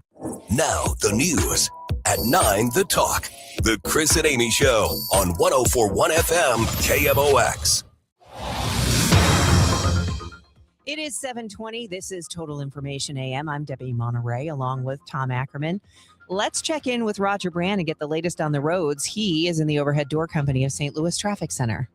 Well, the biggest delays we've got are on North 270, Debbie. It's slow as you ramp on from 55 just at the merge on point, and then it sorts itself out till you get closer to Big Bend. As you approach Big Bend, it's just sort of bogged down in a couple of stretches all the way up through Ladue. South 270, though, headed down into the Ladue work zone, looks fine. Out west, southbound 61, eastbound 64, and eastbound 70 look great coming out of St. Charles County across the Missouri River bridges. Northbound 55, north of Richardson up to the Merrimack, slow. The right lane's kind of busy. Butler Hill up to that North 270 exit. Like I said, it's kind of busy there. On the Illinois side, westbound 64, just brief delays through 159, but after that, it's clear sailing across the Poplar and the Muswell Veterans Bridges. And the rest of the interstates, like 64 in the Richmond Heights area for the time being, you're good to go there. And 270 up north out of Madison County into North St. Louis County, no delays.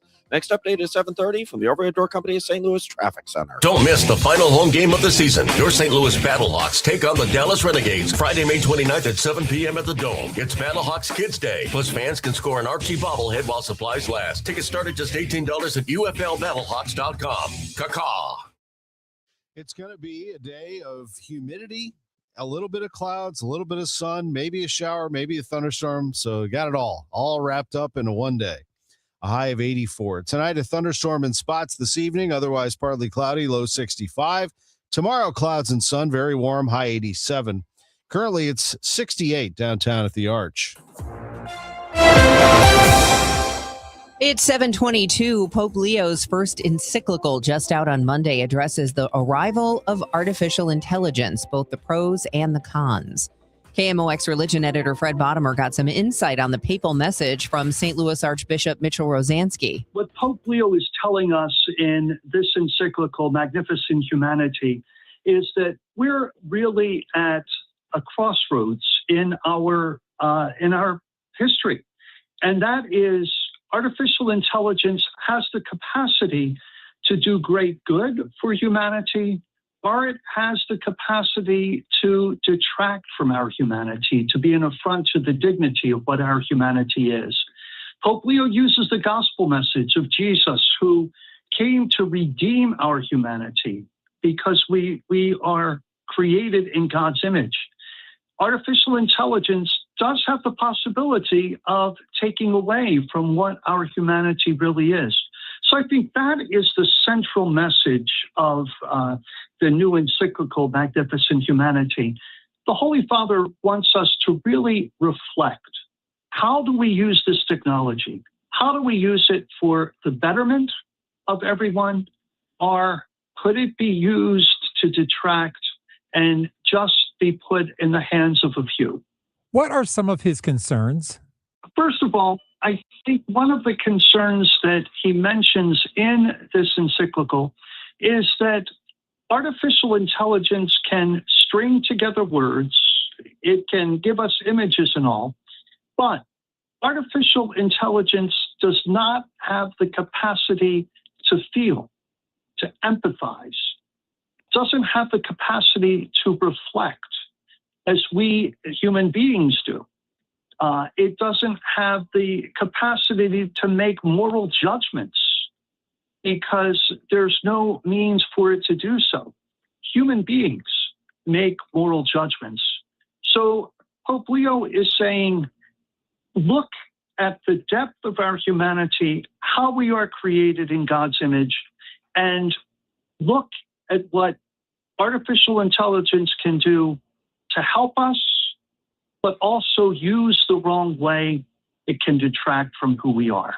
Does Pope Leo offer any solutions to either government leaders or corporations or even to Catholics? I don't think that the encyclical was written with the idea of providing solutions. I think the encyclical is written with the idea of giving us material to reflect, so that when we make decisions regarding artificial intelligence, whether it be the government or individual companies or individuals, that they would not use artificial intelligence for ways that would take away our humanity. So what's your message to the Catholic flock here in St. Louis about this papal encyclical? Pope Leo has given us this encyclical at a time when we really need it. In the turn of the 19th century, Pope Leo XIII wrote Rerum Novarum in response to the Industrial Revolution. Pope Leo XIV realizes that he has been elected at the technological revolution. So just because we can do things, or we have the ability, should we do so without first reflecting on what we're doing? And that's the message that I get from Magnificent Humanity. Another part of the papal encyclical, Pope Leo actually apologizes for the role that the Holy See played in legitimizing slavery and for having failed to condemn it for centuries. Tell us about that.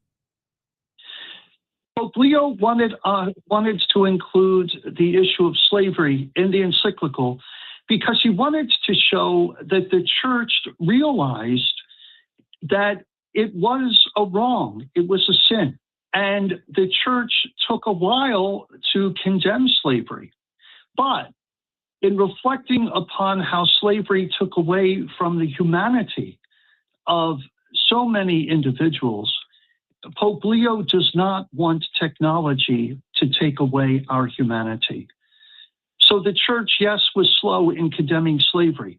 Pope Leo does not want to make that same mistake in being able to assess technology and artificial intelligence. That is St. Louis Archbishop Mitchell Rosansky speaking with our KMOX religion editor, Fred Bottomer. It is 7:27, and the time check is sponsored by Jerry Kelly Heating, Air Conditioning, Electrical, and Plumbing. It's time for a $98 AC tune-up. Well, summer at the Missouri Athletic Club means fun, and the outdoor pool at the West Clubhouse is the place to be in the summer months for a good old-fashioned summer party. Designed with families, relaxation, casual recreation in mind, that space offers a true summer water park feel while maintaining the standards of the club. It's just a great place to hang out with family. You'll really enjoy it. Some of the key features include a big open swimming pool, loads of poolside seating, new chairs they just put in last year. The diving board, of course, is always popular. It's fun to watch the kids and adults go off the board.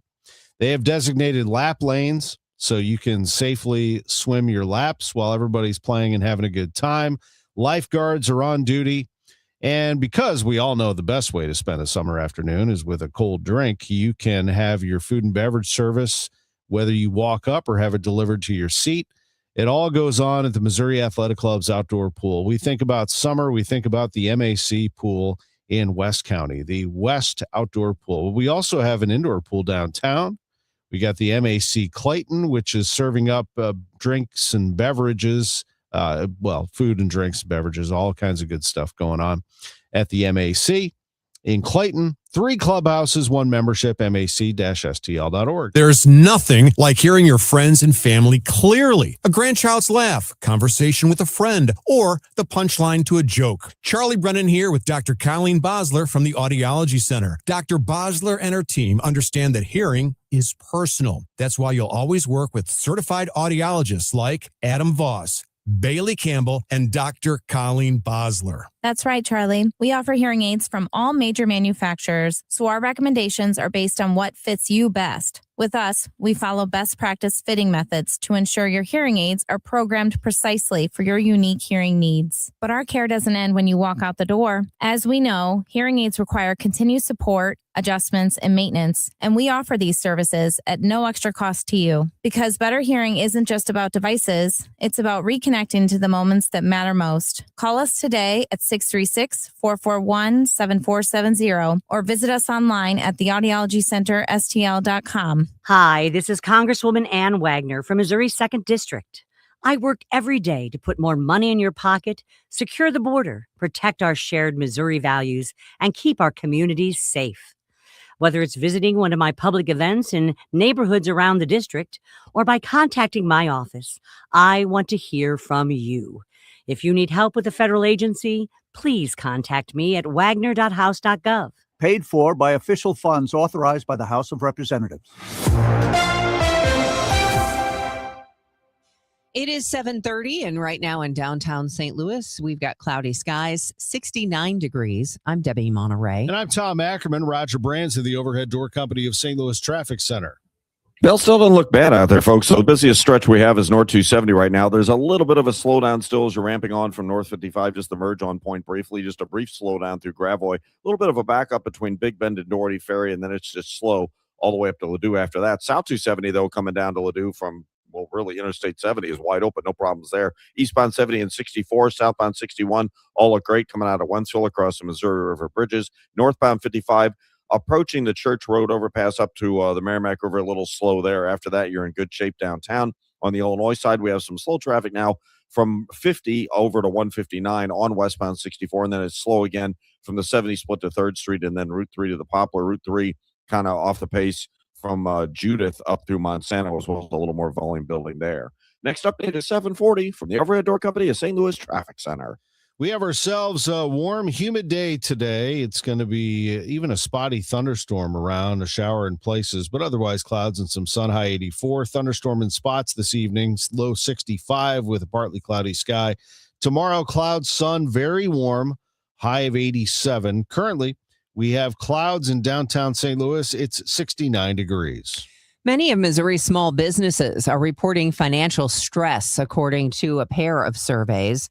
Brad Jones with the National Federation of Independent Businesses, the Missouri office, says inflation pressure is forcing many businesses to get creative.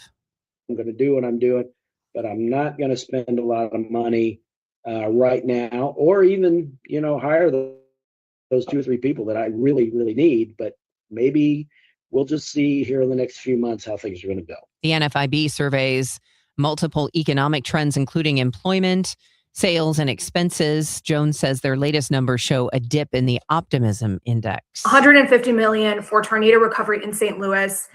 that should be obvious. Take that $55 million from downtown development. It can wait. We don't need sidewalk cafes and restaurants and exciting events. $150 million is a start. Activists urging city leaders to allocate more money to the north side than the $110 million from the Rams settlement funds. Mayor Kara Spencer was asked if she would still sign a bill that took the $40 million difference from other funds and put it towards North City. She didn't say no. I'm not ruling anything out at this point. What I'd like to see is this bill move forward. This was from a public hearing yesterday in downtown St. Louis. No vote was taken on the bill in committee. I want to be clear. These drones are specifically designed for first responders and situational awareness. That's St. Louis Police Chief Robert Tracy releasing a video about the department's intentions to have an aerial response unit. The aerial response unit will have 6 Brink drones with funding by the St. Louis Police Foundation and its donors. We'll always safeguard the civil liberties of our residents, and these Brink drones will not be equipped with any type of weaponry. This is about faster response times, smarter public safety, and a stronger regional collaboration. Tracy says this allows SLMPD to invest in a smarter, faster, and more coordinated public safety mission for the city. The aerial response unit still requires the approval of the police board. Maria Aquina, KMOX News. The news is sponsored by Michael's Flooring Outlet, the flooring experts. michaelsflooringoutlet.com. Your Money Minute next. St. Louis is a baseball town, and the Gas House Gang talks Cardinals baseball. Ackerman, Ranji, Nicholas, and Claves bring informed opinions and real insight. Smart baseball talk from guys who truly know the game. And every Tuesday at noon, it's All Access with Cardinals manager Ollie Marmol. Passion, knowledge, the best baseball talk in town. The Gas House Gang. Weekdays at noon. We know baseball. KMOX. Snakes, zombies, public speaking. The list of fears is endless. But the real danger is in your hand when you're behind the wheel. Distracted driving is what's really scary and even deadly. Eyes forward. Don't drive distracted. Brought to you by NHTSA and the Ad Council. We asked parents to share their journey of adopting teens. They changed who I am because I can't see life without them in it. Visit adoptuskids.org to learn more. Brought to you by Adopt US Kids, the U.S. Department of Health and Human Services, and the Ad Council. At Uline, they know going the extra mile takes hard work. For companies pushing to go further, Uline will go the distance with you. 24/7, they answer the phone to get you the shipping and industrial supplies you need. Business can move fast. Unexpected large orders, adverse weather, new safety guidelines, and changing economic trends. Uline works hard keeping 41,000 items ready to ship, minimizing detours on your way to the extra mile. Visit uline.com. My name is Whitney Allen, and I'm a widow. My husband, Ryan, died. We never thought we'd ever have to use life insurance, but the unexpected happened. With Ethos, signing up was fast and 100% online. You can get a quote in seconds, apply in minutes, and get same-day coverage. No medical exams, and you can get up to $3 million worth of coverage. I'm grateful we were prepared. Get your free quote at ethos.com/radio. That's ethos.com/radio. Paid spokesperson. Time spent on application may vary. Online health questions required. It is 7:36. You are tuned in to Total Information AM for this Wednesday, May 27th. Let's get you updated on your money report. It is sponsored by Busey Bank. This is a Bloomberg Money Minute. Groupon is cutting jobs. The site that finds deals for restaurants, shopping, and events is laying off 400 workers globally. The company says it's looking to rebuild itself as an artificial intelligence native company. Most of these job cuts will happen by the end of the third quarter. Checking on your money, the S&P 500 hit another record high yesterday with chip makers leading the charge. This morning, investors are tracking continuing developments in the Middle East. S&P futures are up 21 points, Dow futures rising 235. And Exxon and ConocoPhillips are said to be in active negotiations with Venezuela about tapping the country's vast oil reserves. Both companies are worried about what may happen if the political situation changes and are looking for ironclad contracts as they consider re-entering the country. One of the most critical issues is whether the companies can structure their investments in such a way that they don't lose money if they're nationalized in the future. Courtney Donahoe, Bloomberg Radio. Within the cities we call home, Busey Bank is more than a name. It's a commitment to your dreams. With Busey, trusted guidance is tailored to empower you every step of the way. Whether it's seamlessly managing your finances or planning for your future, Busey is dedicated to your financial success. Busey Bank, building business, growing wealth since 1868. Member FDIC. Staples presents Celebrations Made Easy. I was throwing a party for the twins and had custom invites and a banner printed at Staples. And that's when I saw Party City is now at Staples. Party City? No way! Yep. So now Staples has all your printing needs and everything you need for a party. Everything times 2. Yeah, and now at Staples, save 40% on custom cards, photo gifts, wrapping paper, banners, and more. Big news! Party City is now at Staples. That was easy. Shop Staples in-store, online, or on the app. In 613, exclusions apply.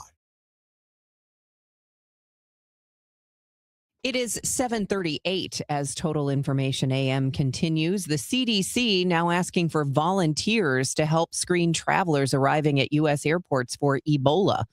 Bush Intercontinental Airport in Houston is now one of just 3 entry points for U.S. citizens who have been in the Democratic Republic of Congo, Uganda, or South Sudan in the past 3 weeks.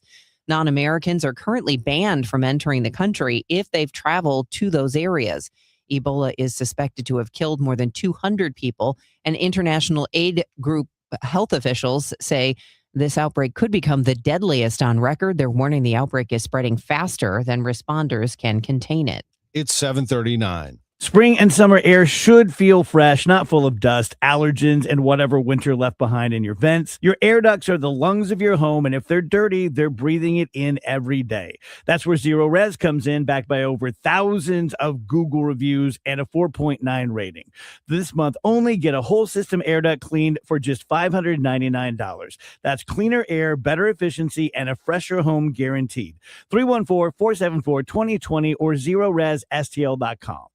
Chesterfield Fence and Deck is the sign you have the very best. I can speak from experience because they built a fence for me, and it's probably, I don't know, I lose track of time, at least a dozen years old, maybe more, and it is still standing strong. It still looks beautiful. It is in perfect condition, which is so much more than I can say about a lot of other fences I've seen in my neighborhood go up and have already been replaced several times over, because the cheapest price does not always mean quality work. And that is the real value of Chesterfield Fence and Deck. They use the best materials and they have the best installation teams with years of experience. And so it is a true value that when Chesterfield Fence and Deck build something for you, it is going to last for years to come.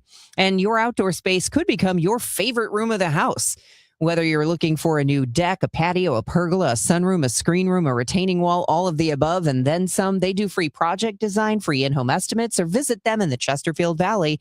Mention me, Debbie Monterrey, and get 48 months interest-free financing at Chesterfield Fence and Deck, the sign you have the very best at chesterfieldfence.com.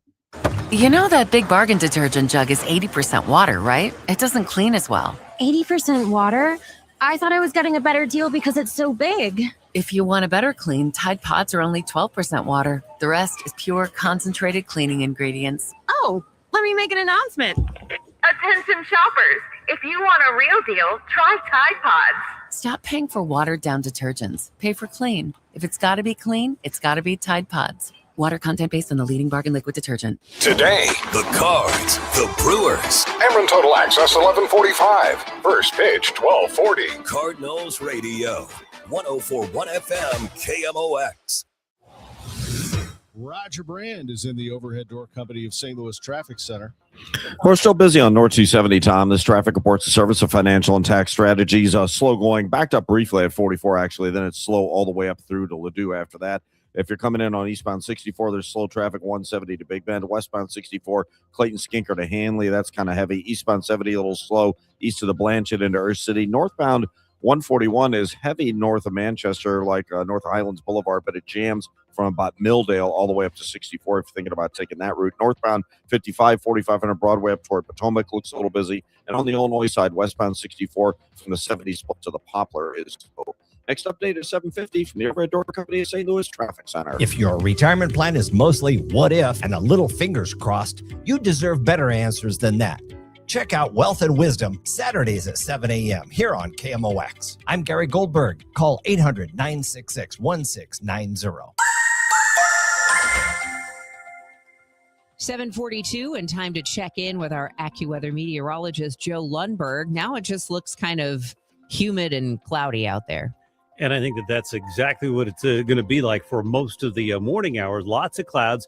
Eventually, the sun will start popping out, and there could still be a pop-up shower or thunderstorm, but the vast majority of the day will be rain-free. Our high does get to 84 with that added sun over yesterday. Maybe an evening thunderstorm. That goes away quickly. Partly cloudy tonight, though, 65. Very warm day tomorrow with some sunshine and a high of 87. Times of sun Friday. Times of sun and clouds for Friday. A little bit cooler at 82. I can't rule out a thunderstorm in the afternoon, but really I'm not optimistic about having one. Saturday, Sunday looks pretty good. Clouds and some sunshine. Temperatures low 80 Saturday, closer to 80 on Sunday. Right now it's 70 at St. Peter's, 72 in Florissant, just kind of mostly cloudy and humid, and 72 downtown at the Arch.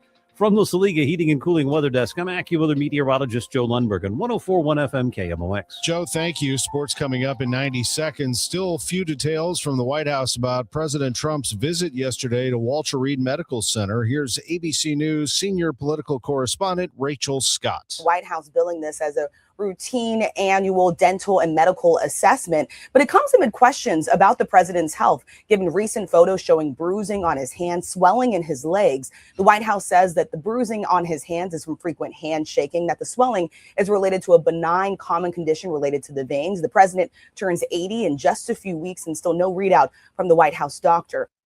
In New Jersey, tensions remain high outside Delaney Hall, a federal immigration facility in Newark, where Senator Andy Kim was pepper sprayed yesterday by federal agents.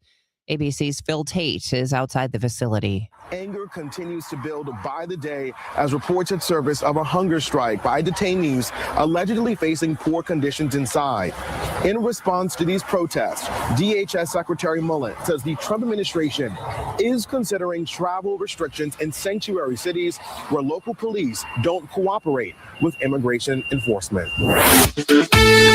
Ins and Outs, sponsored by Innsbruck Resort, where every day is the weekend. Let's get down to it and hear from Pat Murphy, the manager of the Milwaukee Brewers, responding after the Cardinals. I don't blame him. Ivan Herrera said it disrespected the entire team. Abner Uribe with a triple crotch chop after striking out Alec Burleson. It's the only way to describe it. You have to see the video for yourself. It looks like a pro wrestler out there making moves on the mound. Apparently he was upset about something he thought he saw from Ollie Marmol, thinking that the Cardinals are trying to throw inside on his players. After he strikes out Burleson, he had all kinds of antics and gestures for the Cardinals, and Murphy wasn't having it. The Brewers skipper let Uribe hear about it when he came off the field, and then he talked to reporters about it after the game. Yeah, that's unacceptable. Yeah, it's just unacceptable. I don't know what got over him. I mean, he's been an emotional guy, but that kind of thing, that's just not how we do things. And I was embarrassed by it. And you know, why are we doing it? It's 6-0 game. What are we doing there? And there must be something deeper that I don't know about. I love the kid. Believe me, I love the kid. There's so much good in this kid. He's been so great for us in so many ways, but that's unacceptable. So whatever's going on, you can't tolerate that for his teammates and for everything else. It's just not. It's not going to be tolerated. That's all there's to it. So. Process-wise, Murph, is that already handled? Well, I've already talked to him about it, but we haven't.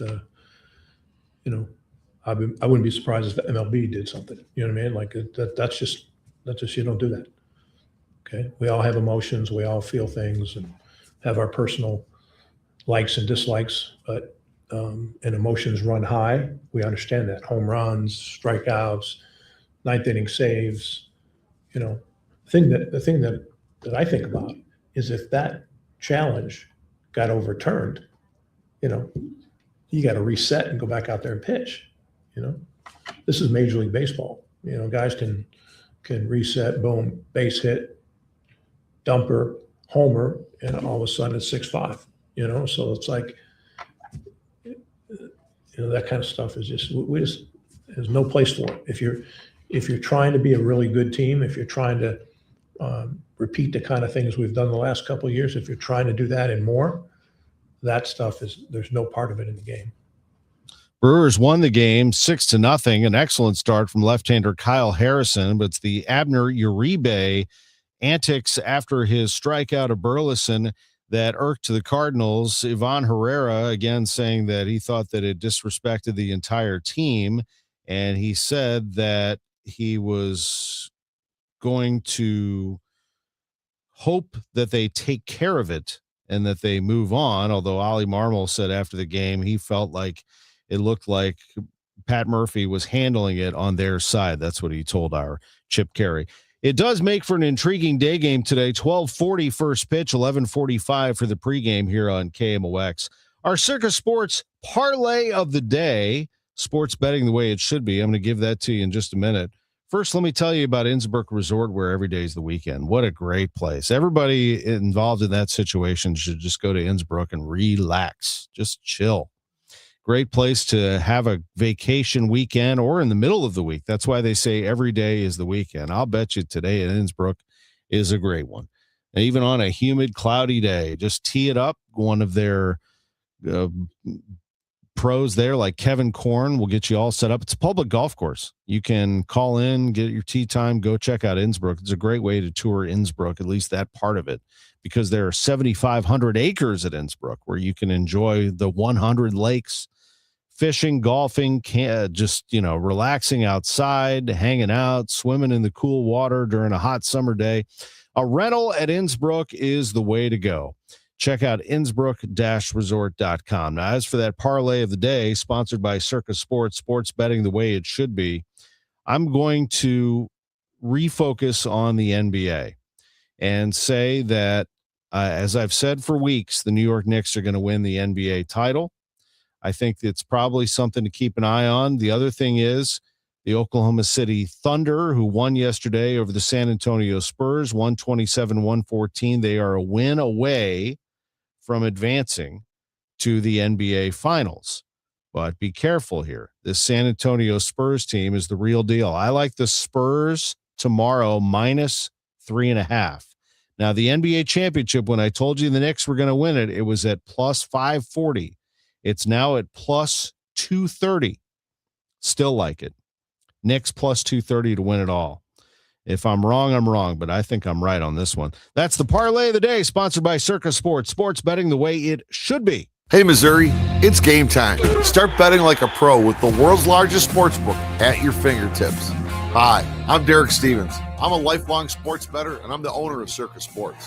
It's sports betting the way it should be, with high limits, player-friendly pricing, exceptional customer service, and more. Download your new bookie at circasports.com. The action starts now, Missouri. Experience the difference with Circa Sports. Bet like a pro. Must be 21 or older. Gambling problem? Call 1-800-GAMBLER. Cards and Cubs. The rivalry returns to Busch Stadium May 29th, and we are kicking off the weekend early. I'm Tom Ackerman. Join me for a Redbird Roundtable featuring Ozzie Smith, Al Raboski, and Matt Adams. Thursday, May 28th at the Beer Garden at Anheuser-Busch Brewery. We're talking ball, enjoying a cold beer, and celebrating one of baseball's best rivalries. The doors open at 4:30. The Redbird Roundtable, Thursday, May 28th, a free event. Must be 21 or older to attend. Full details at KMOX.com. Broadcasting from the Scott Credit Union Studio, 104.1 FM KMOX. Now the news at 1, the fun. It's the Dave Glover Show on 104.1 FM KMOX. Let's check in with Roger Brand right now at 7:52. He's in the Overhead Door Company of St. Louis Traffic Center. Well, we're still slow on North 270, Debbie. North of 44 all the way up through 64 to Ladue is still pretty busy. If you're coming in on eastbound 70, the Blanchett into our city, that's kind of bogged down. Northbound 141 between Milldale and Clayton Road up to 64, that's still backed up. Eastbound 64, just some heavy traffic east of McKnight to Big Bend. Westbound 64, Hampton to Hanley, you got delays. And then it's a little slow 270 out toward Mason on westbound 64 after that. Northbound 55, 4500 Broadway to Potomac is busy, and westbound 64, 5570 and 64 back up briefly at the split, and then on 64 remains heavy in pockets headed across the Poplar after that. Eastbound 64, 255 to 157 kind of busy in the work zone now as well. Next update is 7:58 from the Overhead Door Company of St. Louis Traffic Center. AccuWeather meteorologist Joe Lundberg, Roger, says we're going to have a shower in places today, maybe even a spotty thunderstorm, high 84. One thing we know for sure, it's going to be humid. I'm sure you felt that humidity come in yesterday. Tonight, a thunderstorm in spots, otherwise partly cloudy, low 65. Tomorrow, clouds, some sun, very warm, and a high of 87 for Thursday.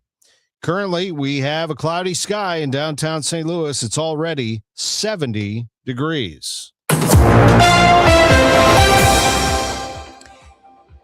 Illinois lawmakers are advancing a bill to control prescription drug prices. House lawmakers passed a bill late last week that would regulate the price of certain prescription drugs in Illinois.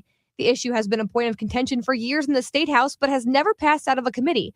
The bill would allow an independent board to set the maximum price that a drug can be sold for in the state. The board would contain both the governor and appointed state lawmakers. The legislation passed the House last Thursday on a vote of 62 to 39. It has about a month to make it through the Senate as Illinois lawmakers adjourn for the summer on May 31st, and it could face another hurdle with Governor J.B. Pritzker, who hasn't publicly endorsed the measure yet. Jade Aubrey, KMOX News. Also in the news this morning, Total Information AM on KMOX is looking into communities across our region clashing over big data centers. Illinois Governor J.B. Pritzker has taken a tough position. He says the companies behind these projects, not everyday electric customers, should carry the entire cost. I propose taking away all the incentives associated with data centers, because at this point, what we need to make sure happens is that anybody that wants to build a data center has to bring their own power, pay for it entirely. It can't affect the electric prices for residents. Pritzker says the rush to build also threatens something Illinois has in abundance. It's water. He wants any new data developments barred from draining or polluting the state's water supply. He calls it, quote, an asset worth protecting. Sepsis complications. I'm Fred Bottomer with 60 Seconds to Better Health.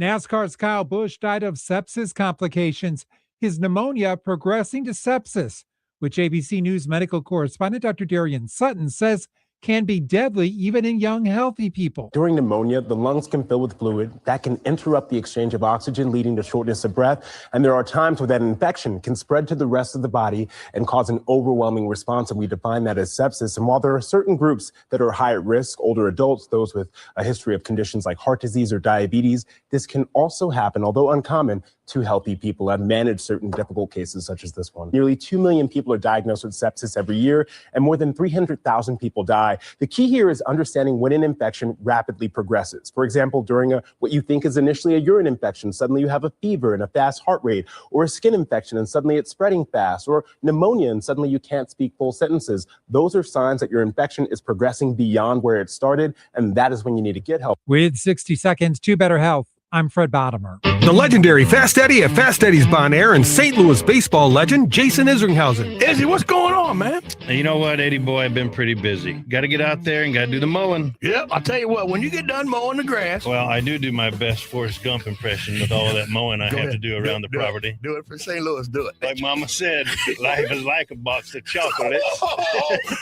You never know what you're going to get, except at Fast Eddie's Bon Air. What are we going to get at Fast Eddie's?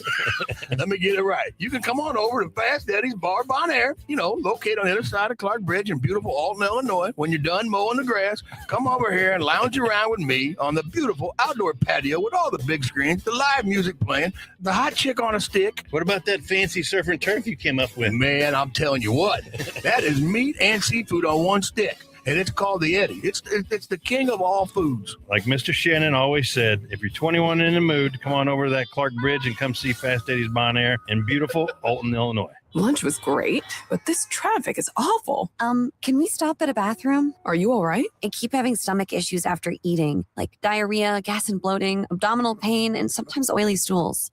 Sound familiar? Those stomach issues may actually be a pancreas issue called exocrine pancreatic insufficiency, or EPI. Creon pancrelipase may help manage EPI. Creon is a prescription medicine used to treat people who can't digest food normally because their pancreas doesn't make enough enzymes.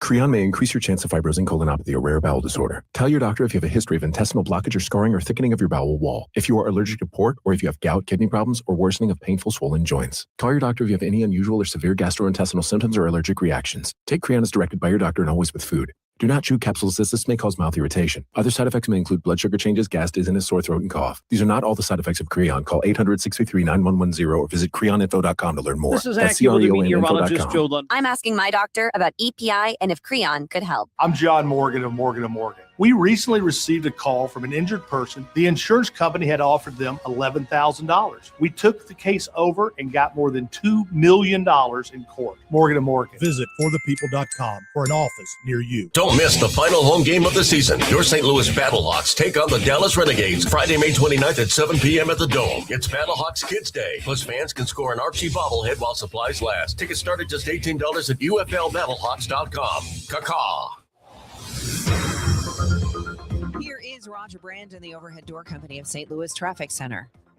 Well, if you're heading out the door onto the area highways, the busiest one we've had this morning is North 270. A lot of slow traffic still, Debbie, from about Big Bend, approaching Big Bend, all the way up to Ladue. Northbound 141, Clayton Road up to 64 is backed up. It's sort of heavy, actually, all the way up to about St. Luke's Hospital. Eastbound 64, McKnight through Hanley, slow. South 170, bogs on at Delmar. Westbound 64, Hampton to Hanley. That's pretty busy. Eastbound 70, straight into our city. There's a couple of spots where it's a little heavy. North 55 still has a slowdown north of 4500 Broadway up to Potomac. And westbound 5570 Exchange onto 64 still bogged down across the Poplar. Next update at 8:10 from the Overhead Door Company of St. Louis Traffic Center. 70 degrees, cloudy and humid in downtown St. Louis. I'm Tom Ackerman, and these are the stories Megan Lynch is working on for next hour. Missouri voters will decide in August whether to let lawmakers enact new sales taxes. We'll hear from opponents after the news. Did you know we grow rice in Missouri? Missouri is the fourth largest state in rice acreage. Learn more from a rice farmer in the next hour. Legislation heading to the governor's desk would require businesses to accept cash payments. Maria Kina has more. This is AccuWeather meteorologist Joe Lundberg. Today will be warm and humid with clouds, some sun and a shower, maybe even a spotty thunderstorm. Much of the day will be dry with a high of 84. We have a day game today. Cardinal baseball comes your way at 12:40. Celebrating 100 years of informing and entertaining. KMOX AM St. Louis, KMOX FM Hazelwood, the voice of St. Louis. ABC News, I'm Sherry Preston. The Texas Senate race is set, and it will not include the incumbent, Senator John Cornyn, beaten in the GOP primary by Attorney General Ken Paxton. After Paxton picked up the endorsement of President Trump, on the other side, Democrat James Tallarico. Search teams looking for 9 people unaccounted for after the rupture of a tank holding toxic chemicals at a paper plant in Washington state. ABC's Lindsay Tuckman. The one person confirmed dead was identified by his family as Gilbert Bernal, a grandfather whose son also worked at the mill. Efforts to find other victims have been called off because the chemicals remaining in the tank make it too volatile. The cause of the rupture? Unclear, but the Associated Press reports the company, Nippon Dynawave, has been fined recently for health and safety violations. President Trump gathers his cabinet today as talks continue toward a possible deal with Iran. This is ABC News. In New Jersey, tensions remain high outside Delaney Hall, a federal immigration facility in Newark, where Senator Andy Kim was pepper sprayed by ICE agents on Tuesday. ABC's Phil Tate is there this morning. About a dozen federal agents just outside of the detention center. There's a fleet of vehicles and a few protesters who are on the street. Just moments ago, a vehicle tried to make their way inside. Some folks even sitting on the sidewalk. They were trying to block that vehicle from getting inside. But this all follows what happened here just last night. Protesters clashed with federal immigration officers yet again, ending with 3 arrests. Protesters say the conditions inside that facility, which is privately run, are abhorrent, including the distribution of rotten food to detainees. New York Knicks fans won't be getting into the Garden cheap to see their team play in its first NBA Finals this century. So far, the least expensive tickets we could find online came in at around $2,000. I'm Sherry Preston, ABC News. At 8:02, we have cloudy skies, 71 degrees downtown at the Arch. Today is Wednesday, May 27th. I'm Megan Lynch. A St. Louis City Aldermanic Committee hears public comment on the latest plan to utilize the $250 million RAM settlement money. How much leeway is there for changes? The North Side at minimum should get $150 million. And the bill commits $110 million to North St. Louis City, the largest of any pot money is allocated to. Still, activists are calling for the city to allocate an additional $40 million to North St. Louis. Mayor Kara Spencer was asked if she would veto a bill that pulled the Rams money from other sources to hit that mark. I'm not ready to talk about changes that we would or would not sign off on, but we are absolutely keen to hear what the aldermen are going to be discussing in the weeks ahead. Sean Malone, KMOX News. St. Louis Police will launch the aerial response unit soon. Chief Robert Tracy released a video saying they're making a major investment in public safety. And one of the most significant technological advancements in the department's history. Thanks to our friends at the St. Louis Police Foundation, we have plans to launch the aerial response unit utilizing 6 Brink drones strategically placed throughout the city that will enhance public safety and support a broader regional collaboration. Now, the aerial response unit still needs approval of the police board. Tracy says this proposal is a part of a growing regional effort among public safety agencies to utilize drone technology to improve emergency response, strengthen coordination, and enhance preparedness across the St. Louis region. Maria Aquina, KMOX News. The FBI touting a surge of federal agents in St. Louis ahead of summer. Operation Viper was a 2-week surge at the end of April, targeting fugitives wanted for violent crime and drug charges. The result, 91 arrests, over a kilo of meth and a kilo of fentanyl seized, 36 weapons recovered. Former Missouri Attorney General and Deputy FBI Director Andrew Bailey says they wanted to get ahead of the usual spike of crime during the summer months. But what we see is oftentimes crime will spike during the summer months. And so by getting the very worst of the worst offenders off the street in the spring, we hope to maintain the forward progress that we've enjoyed in the fight against violent crime. Missouri U.S. Senator Eric Schmidt says it shows the FBI is committed to St. Louis in the long term. Police cracking down on street takeovers in the city. Detectives broke up one near 9th and Branch Sunday, arresting 2 people. A 20-year-old woman from Forestel was charged with stunt driving and child endangerment after she was caught doing stunts in a white Lexus with her 3-year-old child in the back seat. A 32-year-old man from Columbia, Missouri, also arrested after police say he took part in the takeover and also tried to block detectives before running off. Both face stunt driving charges. A Granite City murder from 1993 has now been solved. 70-year-old Albert Buddy Ziegler was charged Tuesday in connection with the death of 34-year-old Randy Gail Sperino. She was last seen entering Ziegler's truck in Granite City on November 9th, 1993. The Madison County State's attorney said she was later bludgeoned to death and her body was left in a field. DNA found at the crime scene has been continually tested for 26 years until researchers from Texas linked it to the Midwest last May.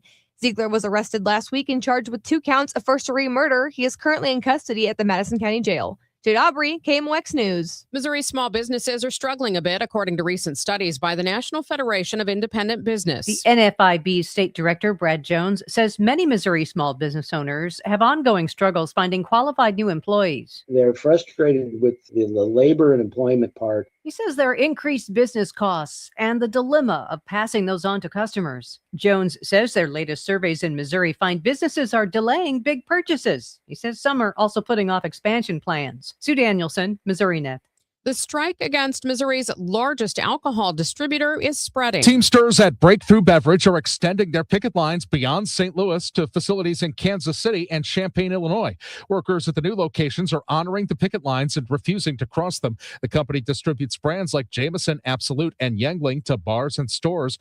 Union leader Jeff Pedalero tells KMOX the dispute is over what he calls the company's illegal labor practices. Breakthrough Beverage is learning the hard way that the Teamsters mean business and will continue to do what we need to do to protect our members. A Breakthrough Beverage spokesperson tells KMOX that the company is engaged in ongoing good faith negotiations, including first contract discussions with our drivers.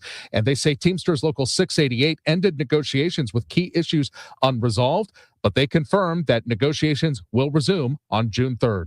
Michael Calhoun, KMOX News. How much of the Rams settlement money will go to the city's water department? That question will be discussed at today's St. Louis Council meeting. Mayor Kara Spencer previously proposed $30 million from the settlement to go to the water department. A public hearing today expected to take up the question of whether that amount is enough.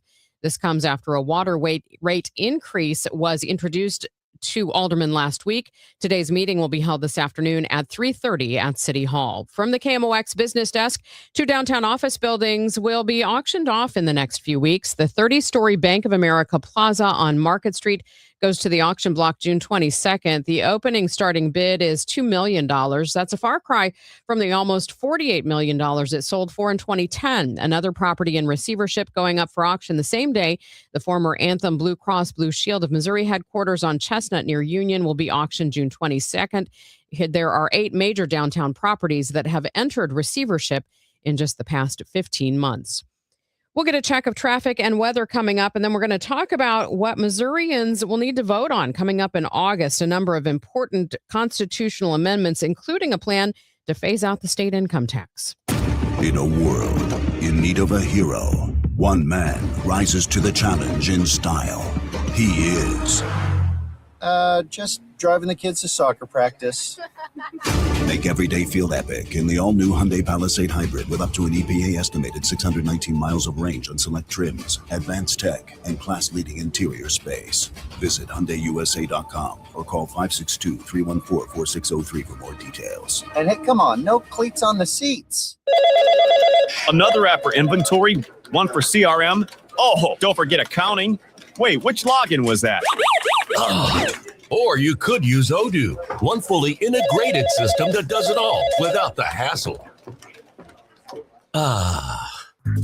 Ditch the app overload. Get everything your business needs on one platform. Try Odoo free today at odoo.com. That's ODOO.com. Men, if you're suffering from erectile dysfunction or PE, you're not alone. Most importantly, you don't have to live with it.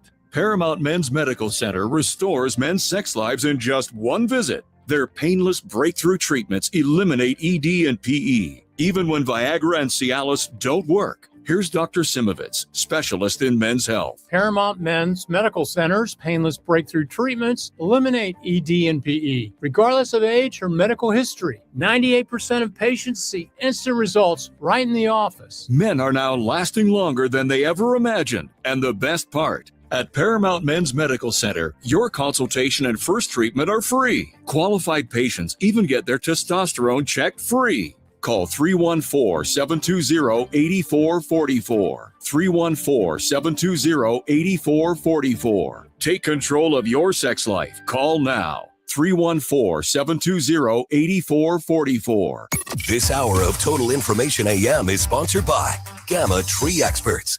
Total Information AM, the news continues on 104.1 FM KMOX.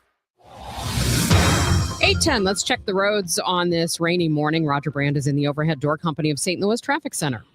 Well, things are doing better, Megan. We still have slow traffic on North 270, but it's not as bad. Doherty Ferry up to Ladue now is the busiest part. Northbound 141 north of Clayton Road up to St. Luke's Hospital is kind of busy, but earlier it was jammed. So, again, that's an improvement. Eastbound 64, a brief delay through 170. Westbound 64, Clayton Skinker through Big Bend. The ramps, of course, to 170 are slow, but the through traffic after Big Bend looks like it clears out. North 55 is cleared out in the city. And downtown on the Illinois side, westbound 64 west of 3rd Street across the Poplar is the busiest part. Otherwise, these other interstates are looking good right now. Next update at 8:20 from the Overhead Door Company of St. Louis Traffic Center. Today will be warm and humid with clouds and some sunshine. There can be a passing shower, maybe even a spotty afternoon or evening thunderstorm. Much of the day will be rain-free, the high 84. Overnight, partly cloudy, though 65. Clouds and some sunshine and very warm tomorrow, high 87. For Friday, partly sunny, a chance of an afternoon thunderstorm, high 82. From the Saliga Heating and Cooling Weather Desk, I'm AccuWeather meteorologist Joe Lundberg on 104.1 FM KMOX. Right now we have cloudy skies, a little bit of rain in some areas. 73 degrees in Florissant. It's 71 in St. Peters and cloudy 71 downtown at the Arch.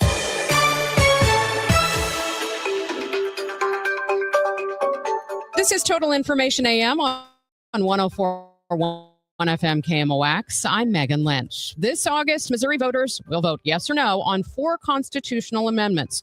Those include whether the legislature can expand sales taxes to replace the state's income tax, and a ballot question that would change the threshold for constitutional amendments spurred by citizens.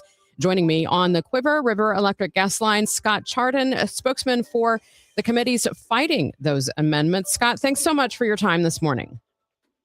Thank you, Megan. Thanks for having me. So tell us first off, who do you represent? What are these committees and what's their interest in this? Well, there are two campaign committees established by the Missouri Association of Realtors. The Missouri Realtors has 26,000 members in the state. They're the largest professional association in the state. And it's important to them that Missourians retain these rights because, look, these amendments 4 and 5 are just a huge power grab by politicians to take away rights and power that citizens have had for many years in Missouri. The realtors have actually used the citizen initiative process to propose ballot measures in 2010 and 2016 that were taxpayer protections. One of them was barring any transfer tax on real estate, like a first-time home purchase. And in 2016, the realtors sponsored a successful amendment that people approved that said no sales tax on services that you use every day, haircuts, car repairs, and the like. So that's the interest, and we are now campaigning actively the next 69 days until the August 4th election to stop Amendments 4 and 5, which would take away power from the people. How concerned are you that these issues are coming up in August when fewer voters traditionally go to the polls instead of these being placed on the November ballot with some of the other issues? Well, it is an attempt to try to sneak something past the people. These are power grabs that politicians have proposed. They would take away power citizens have had, and politicians don't like decisions that people have made. So yes, it's an attempt to get it passed in a low turnout election. That's why we're spending this time right now letting folks know that Amendments 4 and 5 are bad. They need to vote no. And it's a big power grab by politicians in both cases. Well, and just to provide some balance, the governor is saying that this would allow lawmakers time to implement some of these things if they pass. Well, it would suspend key rights and powers that Missourians have. And I don't know how much time they need to raise taxes that much, but whatever it is, we shouldn't give lawmakers just an open checkbook, and we would be changing the rules. Right now, you get a vote on big tax increases, and Amendment 5 would take away that vote. It would give the legislature an open checkbook, an open expressway to the biggest tax increase in Missouri history, and it would hit people who are least able to pay through higher sales taxes. Scott, let's look at each of these while we have time. Amendment 5, if passed, would let the General Assembly create new sales taxes, as we've talked about. That would be tied to cuts in income taxes. Are the committees supported by the realtors opposed to every type of income tax reform or just this specific amendment? Well, the Missouri realtors have been on record and have shown support for meaningful tax reform. But this is something different in Amendment 5. This is a tax swap. It would not be a tax cut for the average Missourian. In fact, many senior citizens don't pay income tax on their retirement fixed income. But they would pay a higher sales tax on everyday items, and it would allow services to be taxed for the first time. And that hits people who are least able to pay. What do you say to the argument that this will actually relieve a burden on Missourians and spur some spending and make Missouri more attractive to businesses and residents to come into the state? Well, it would give us one of the highest sales taxes combined in the United States. Well, we don't know that yet, do we? Do we know that yet? Well, we know that if we're going to reduce the income tax by the levels the governor wants, the only other sources of revenue to make that up are sales taxes. And a higher sales tax will make us not competitive with other states. It will put us at a disadvantage. Let's look at Amendment 4 now in the time that we have remaining. This is the one that, if passed, it would create a higher bar for citizen-led constitutional amendments to clear. Instead of needing a simple majority, they would require a win in every congressional district. What's the opposition to this from this committee? Well, you remember in school, you learned about majority rule. One person, one vote. That is the principle, the majority rules. And that's the case now in Missouri. When a citizen-led amendment is put on the ballot, it's passed by majority rule. Amendment 4 requires a citizen-led amendment to get a majority vote statewide and pass in all 8 congressional districts. If even one congressional district votes no, it vetoes it for the entire state. One vote vetoes 7. That is a remarkably absurd high standard. No other state does that. And it really means citizen-led initiatives won't be able to pass, but the legislature would still be able to put its amendments on the ballot, and they would only need a simple majority to pass. That is a hypocritical double standard. It makes it a lot harder for the people that the politicians are supposed to work for. Scott, what would you say about the criticism, though, that some of these citizen-led petitions have actually been backed by outside money? For example, the close vote to legalize marijuana. There was, a lot of claims that really the power was coming from outside the state with the money that was being poured into that campaign. The power is the vote, an individual's vote. With the principle of one person, one vote, your vote has the same power as a CEO, as a billionaire, as a celebrity. Your vote gives you power. Everybody gets a vote. Some of those will pass, some will not pass, but everyone should have a chance to vote on it, and their vote ought to count equally. That's the point here on Amendment 4. Your vote would be weighted differently based on your zip code. That's not fair. Now, the wording of Amendment 4 has been through some revisions by a court. Do you feel that the language is clear for voters? The Missouri Realtors did go to court, and they sued, and they got some of that ballot candy knocked out that's supposed to convince people to vote for something. But the fact is, some of those bad provisions are still in there. For example, Amendment 4, current law, the penalty for petition fraud is $10,000. Amendment 4 actually lowers that to $1,000. So there is still bad, real change in Amendment 4 that would take away your power. Now, one thing that I do need to go back and note on Amendment 5, there is a hearing set at the end of this week. There's a lawsuit challenging that. Is your group involved in that in any way? We do support the lawsuit. The basic argument is it ought not be on the ballot.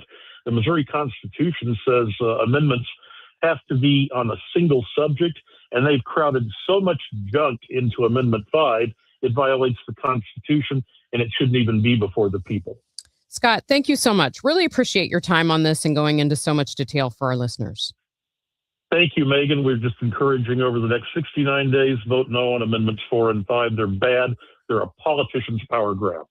All right. That is Scott Charton. He is spokesman for the committees fighting those amendments, which are Missourians for Fair Governance and Missourians for Fair Taxation. And that is funded through the Missouri Realtors campaign. Coming up next on Total Information AM, did you know that we grow rice in Missouri? We're actually the 4th largest state in acreage. Go figure. I spoke with a rice farmer from the Boot Heel, and we will have that next.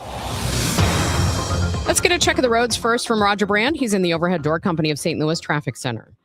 Well, Megan, the highways really don't look that bad right now. If you're coming in on eastbound 64, I do see a little bit of a slowdown between Clarkson and Timberlake. I don't see a problem there, though. When it's bogged down again from McKnight through Hanley, westbound 64, Clayton Skinker to Bellevue's a little off the pace. North 270 approaching Manchester up to Ladue is still slow. Northbound 141 looks a lot better. Clayton Road up through 64 now. And downtown westbound 64 just kind of slow west of 3rd Street headed for the Poplar Street Bridge.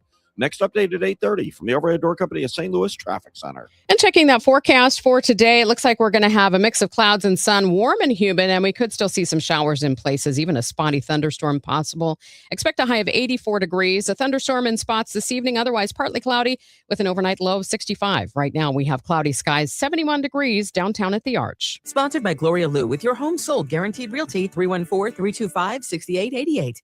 Need to sell your home and you want the most money? The name to remember is Gloria Lou. Yes, Gloria Lou with your home sold guaranteed realty at 314-325-6888 and start packing.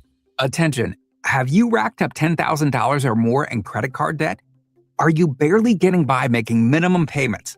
With credit card debt reaching all-time highs, National Debt Relief is notifying consumers about significant debt relief options currently being made available to help those with overwhelming credit card debt.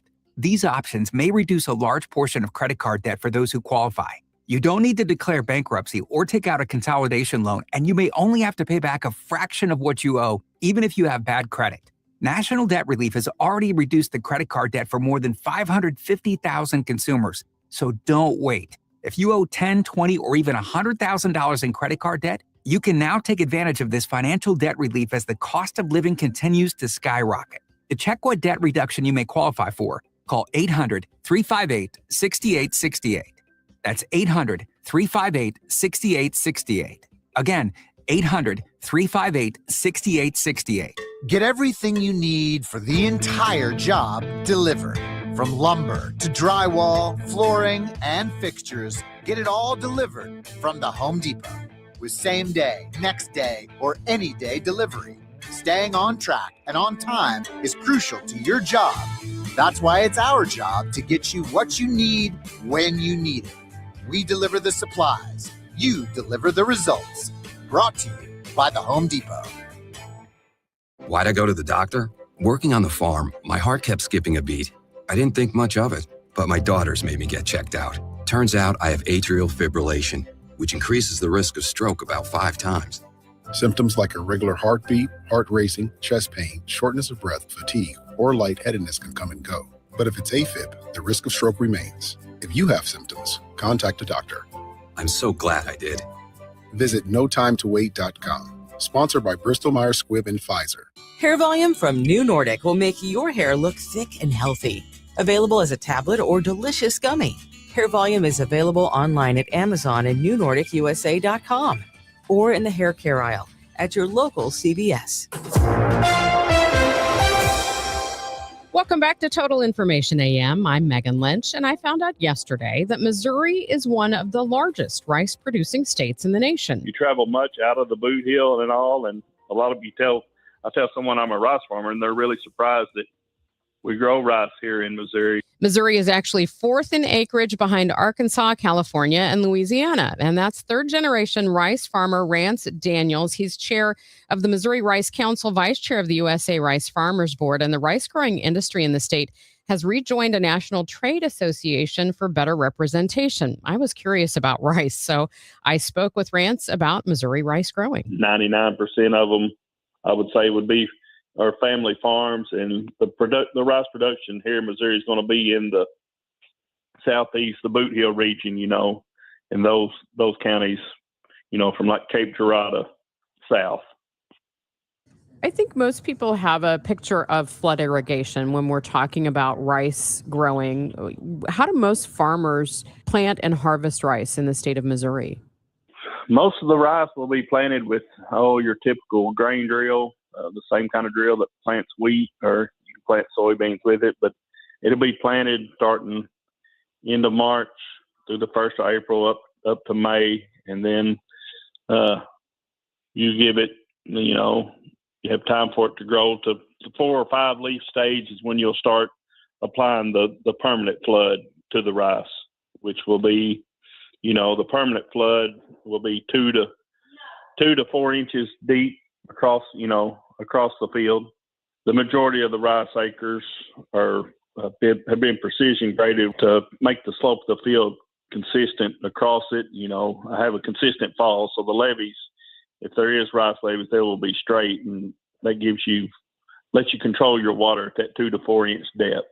Harvest will start the first part of September, around Labor Day. Is the Boot Hill uniquely, the conditions, are they just prime for rice, compared to other parts of the state?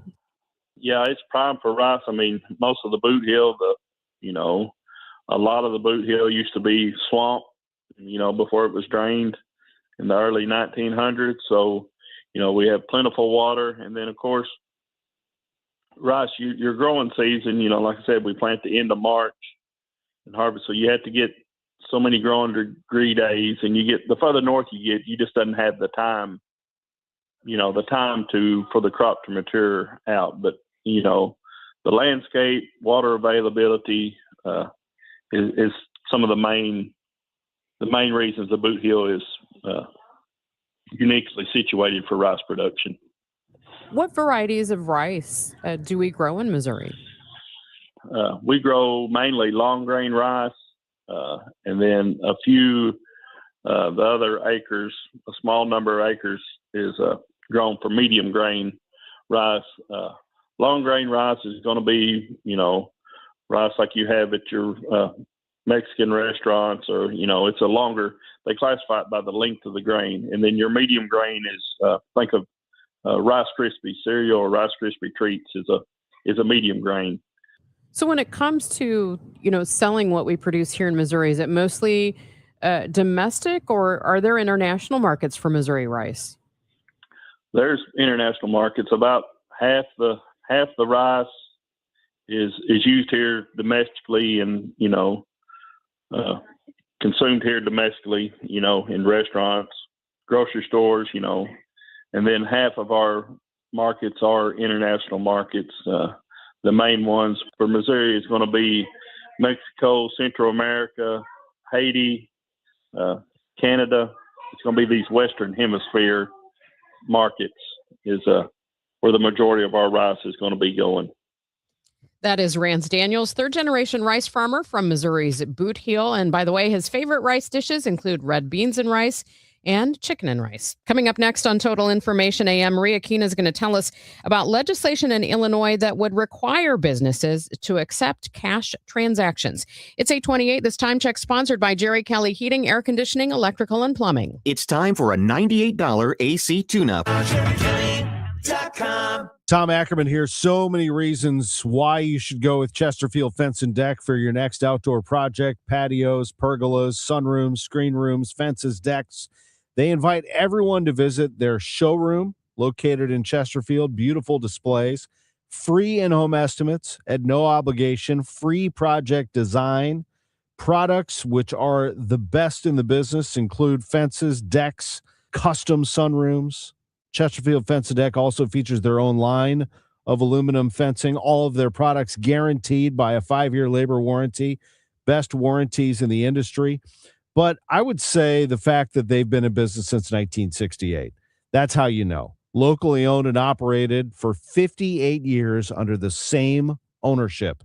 That's Chesterfield Fence and Deck. Mention me, Tom Ackerman. You'll receive 48 months interest-free financing on your next outdoor project with Chesterfield Fence and Deck, the sign you have the very best. Hi, this is Congresswoman Ann Wagner from Missouri's 2nd District. I work every day to put more money in your pocket, secure the border, protect our shared Missouri values, and keep our communities safe. Whether it's visiting one of my public events in neighborhoods around the district or by contacting my office, I want to hear from you. If you need help with a federal agency, please contact me at wagner.house.gov. Paid for by official funds authorized by the House of Representatives.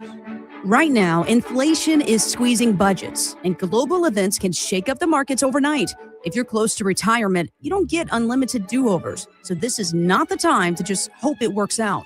That's why Steve Auld and the team at the All Financial Group are hosting an upcoming educational seminar called Retirement Simplified, June 16th at the All Financial Group office. You'll learn how rising costs could drain your spending power, how political and economic headlines may impact your returns, and whether your retirement strategy is truly stress-tested for today's economy. This event is complimentary, and you must reserve your seat today. 636-230-8824. You can also get more details online at yourmoneymattersstl.com. Investment advisory products and services made available through Impact Partnership Wealth, LLC, IPW, or registered investment advisor. Neither the firm nor its agents or representatives may give tax or legal advice. Individuals should consult with a qualified professional for guidance before making any purchasing decisions. The All Financial Group is not affiliated with nor endorsed by the U.S. government or any other government agency.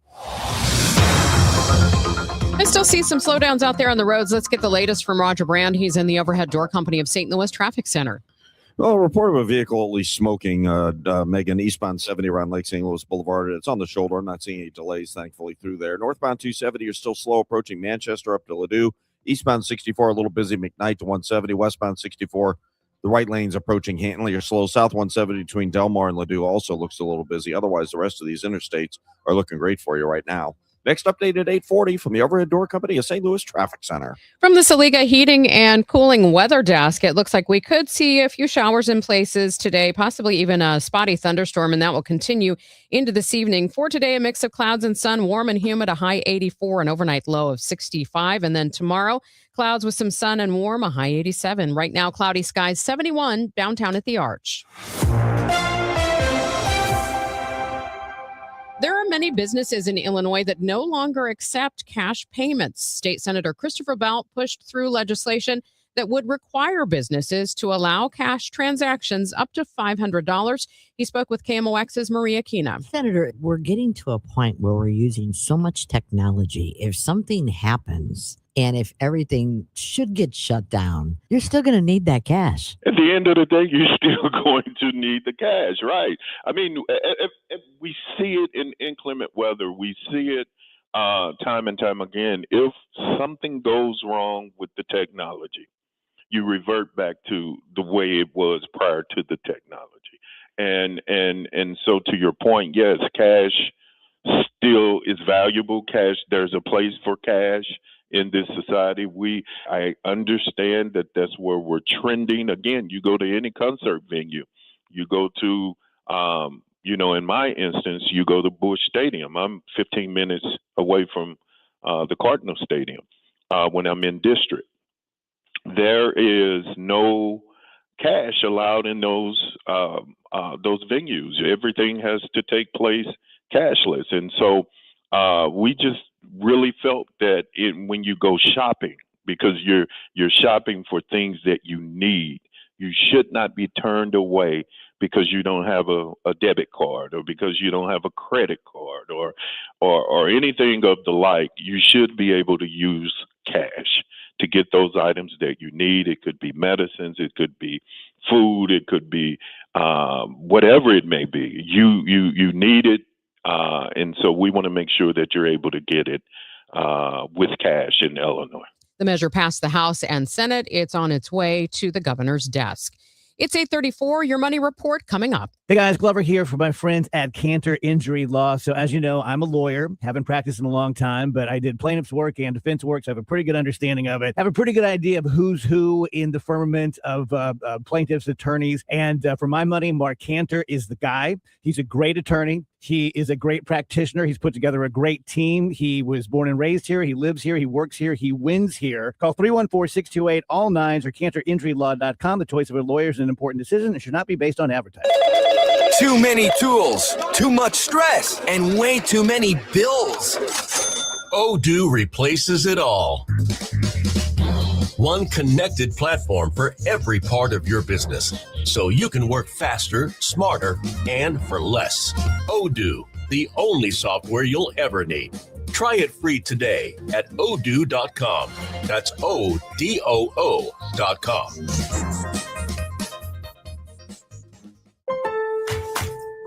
Pros, save more on the materials you need to get the job done inside and out at Lowe's. Right now, get 10% off in-stock Trex Naturals decking, now available in more styles. Plus, get 15% off select custom entry, interior, and storm doors. Then, we'll deliver it all straight to your job site to help keep your jobs moving. Get the brands pros trust, priced right, and ready when you need them. Our best lineup is here at Lowe's. Valid through 5/27. While supplies last. Selection varies by location. Your Money Report now, sponsored by Eamon Gattner and Capriano Elder Law Attorneys. Here's Bloomberg's Courtney Donahoe. Americans have to have a six-figure income in order to afford a regular home. According to Redfin, folks need to make close to $117,000 to swing a typical house for sale right now. While the common rule of thumb is that you shouldn't spend more than 30% of your income on your monthly housing payment, the typical home buyer needs to shell out 40% of their pay to buy a house. Turning to trading, investors are diving into chip stocks this morning, giving a lift to the overall markets. S&P futures are on the rise, heading for another record high this session. And Target is planning to evaluate store workers on how they greet, help, and engage with shoppers. Sources tell us the retailer is piloting how to assess the quality of customer service from its staff. Target says elevating the store experience is one of the company's top strategic priorities. The company is looking to reverse a sales slump that has gone on for years. It's also looking to improve wait time and inventory levels. Courtney Donahoe, Bloomberg Radio. It's Tom Ackerman. Tomorrow is the experience at the Budweiser Beer Garden, the Redbird Roundtable with Ozzie Smith, Al Raboski, Matt Adams, and me. It is a free event. Last check, they were near capacity for this, so you'll need to check for yourself at BudweiserTours.com and see if you can sneak in there. I think it's a capacity of 500, and we were into the 400s as of yesterday. We'll check on it again this morning. You can do the same by going to BudweiserTours.com. What it is, a free event. You walk in, you're registered, you can hang out, have a cold, frosty beverage, and listen to Ozzy and Al and Matt, also known as the Wizard, the Mad Hungarian in Big City. Join me for a baseball discussion before the Cardinals take on the Cubs on Friday. It's going to be a good time. Thursday, tomorrow, 4:30 to 6:30 at the Budweiser Brewery Experience, the Beer Garden. Check out BudweiserTours.com. Lombardo Homes is known for quality, luxury, and thoughtful design in some of the area's most desirable communities. This season, we're continuing a limited spring opportunity, offering select enhancements designed to elevate your home and your experience. From a finished basement recreation room to premium kitchen and cabinet upgrades, or flexible options like design credits or closing cost savings. These offers are available in select communities for a limited time. Visit LombardoHomes.com or stop by a sales office today. Hello, 4th of July. Back-to-back Jack. Kerry Robinson, a hero tonight. The Cubs visit St. Louis May 29th through the 31st for a weekend of baseball's best rivalry at Busch Stadium. The history is real. The fans are loud, and the energy in the ballpark is unmatched. Day or night, every pitch matters when these two meet. So get ready, Cardinals fans. This is what summer baseball in St. Louis is all about. Get your tickets at cardinals.com/tickets. The weekend starts at Busch Stadium. Grab your crew and kick it off at Friday Night Live. Every Friday night home game, Budweiser Terrace turns into the hottest happy hour in the Lou. With $5 beers, $5 hot dogs, $7 margaritas, live music, and more all game long. Meet up with friends, soak in the energy, and keep the night going with baseball under the lights. Good vibes, great deals, your new Friday tradition. Get tickets now at cardinals.com. Bring your home back to life with Zero Res, a fresher clean that you can actually feel. Get 3 rooms of carpet clean starting at just $139 and whole home air duct cleaning starting at just $599. Visit ZeroResSTL.com and tell them about the DGS KMOX deal. This is 104.1 FM KMOX. Here's what's happening. Teamsters at Breakthrough Beverage extending their picket lines beyond St. Louis to facilities in Kansas City and Champaign, Illinois. The company distributes brands like Absolute and Yingling to bars and stores. Illinois Governor J.B. Pritzker says the companies behind big data center projects should carry the entire cost, not everyday electric customers. And online payment company PayPal struggling under competition. Its stock has plummeted nearly 40% in the past 12 months and about 80% over the last 5 years. Let's see if there are any problems on the roads you have to get around. Roger Brand is in the Overhead Door Company of St. Louis Traffic Center. Yeah, it's not bad right now, Megan. North 270 continues to improve. Still slow from Manchester all the way up to Ladue. Eastbound 64, there's more volume now here. About midway in from Lindbergh to 170, it's bogged down through there. Westbound 64 on the Hanley exit, they were clearing a stall. The exit just looked a little slow to me. Northbound Telegraph, Christopher up through Herb, you've got the usual delay. And eastbound 70, they're doing road work past 5th Street. I believe it's the right lane, so traffic's kind of heavy there, headed across the Blanchette Bridge. I'm Roger Brand at the Overhead Door Company of St. Louis Traffic Center. Thank you, Roger. And checking that forecast for today, it's going to be cloudy with some sun, warm and humid. We could see a shower, even a spotty thunderstorm, a high of 84. Right now, we have cloudy skies, 71 degrees downtown at the Arch. Thanks for listening to Total Information AM here on KMOX. I'm Megan Lynch, and there are new developments in a massive settlement proposal surrounding Roundup weed killer. Other things in the headlines, an interesting ruling about congressional redistricting out of Alabama, and new demands in the White House ballroom case. Every Wednesday morning, we get insight on stories like this from KMOX legal analyst Brad Young. He's partner at Harris, Young, and Kaiser. Good morning, Brad. Good morning, Megan. Let's start first with that Alabama case.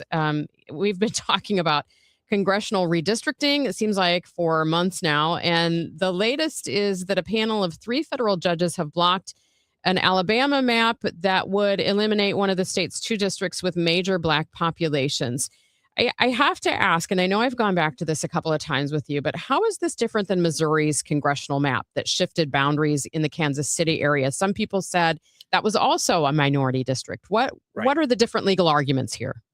Well, first of all, I have to put it in context, Megan, because the Supreme Court 2 or 3 weeks ago issued a decision in the Calais versus Louisiana case, which essentially said that simply having a minority block voting district in of itself violates the 14th Amendment because it discriminates. It is taking action based upon race, which is illegal under the 14th Amendment, unless there is specific evidence of discriminatory intent, which then triggers the Voting Rights Act.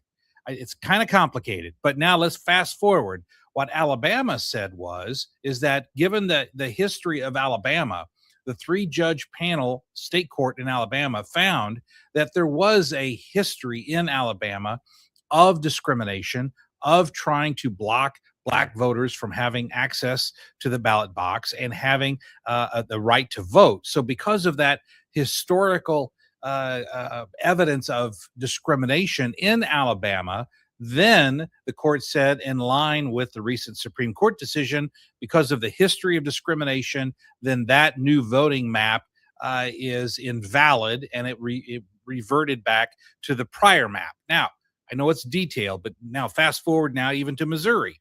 Missouri has the exact same legal redistricting situation in Kansas City right now. The question is going to be, will challengers be able to find the same evidence of historical discrimination in Missouri that was found in Alabama in order to try to invalidate the new redistricting map? Before I head into the next topic, I think, for listeners out there, what do you feel like we need to know about the rules for congressional districts going forward? Because I'm guessing this issue is not going to go away. No, this issue is never going to go away, Megan. And here's the bottom line. The courts have said over more than 150 years that redistricting based upon politics is okay. If you want to create districts to exclude Republicans from a district or exclude Democrats from a district, that's okay. The courts are not going to get into that political fight because from the court's perspective, the public has the right to vote people out that make up crazy districts. Now, if that swerves into racial discrimination and history of racial discrimination, then the Voting Rights Act kicks in, as we've seen happen just this week. And that's when courts are going to say, you cannot do that, legislature, because that's based upon racial discrimination. Let's move to Roundup Weed Killer. Bayer's proposed $7.25 billion settlement is facing some objections. Attorneys for a number of cancer patients have asked a Missouri state court to not approve the deal, and they believe that this settlement dispute should go to federal court. What are the arguments for moving it? Well, the arguments, and as you point out, this is going on right here in Missouri. Bayer is located here when they bought Monsanto, and this is an issue that impacts Missouri. Now, here's the legal issue here. Part of this settlement also applies to people who have not yet contracted non-Hodgkin's lymphoma from allegedly from using Roundup.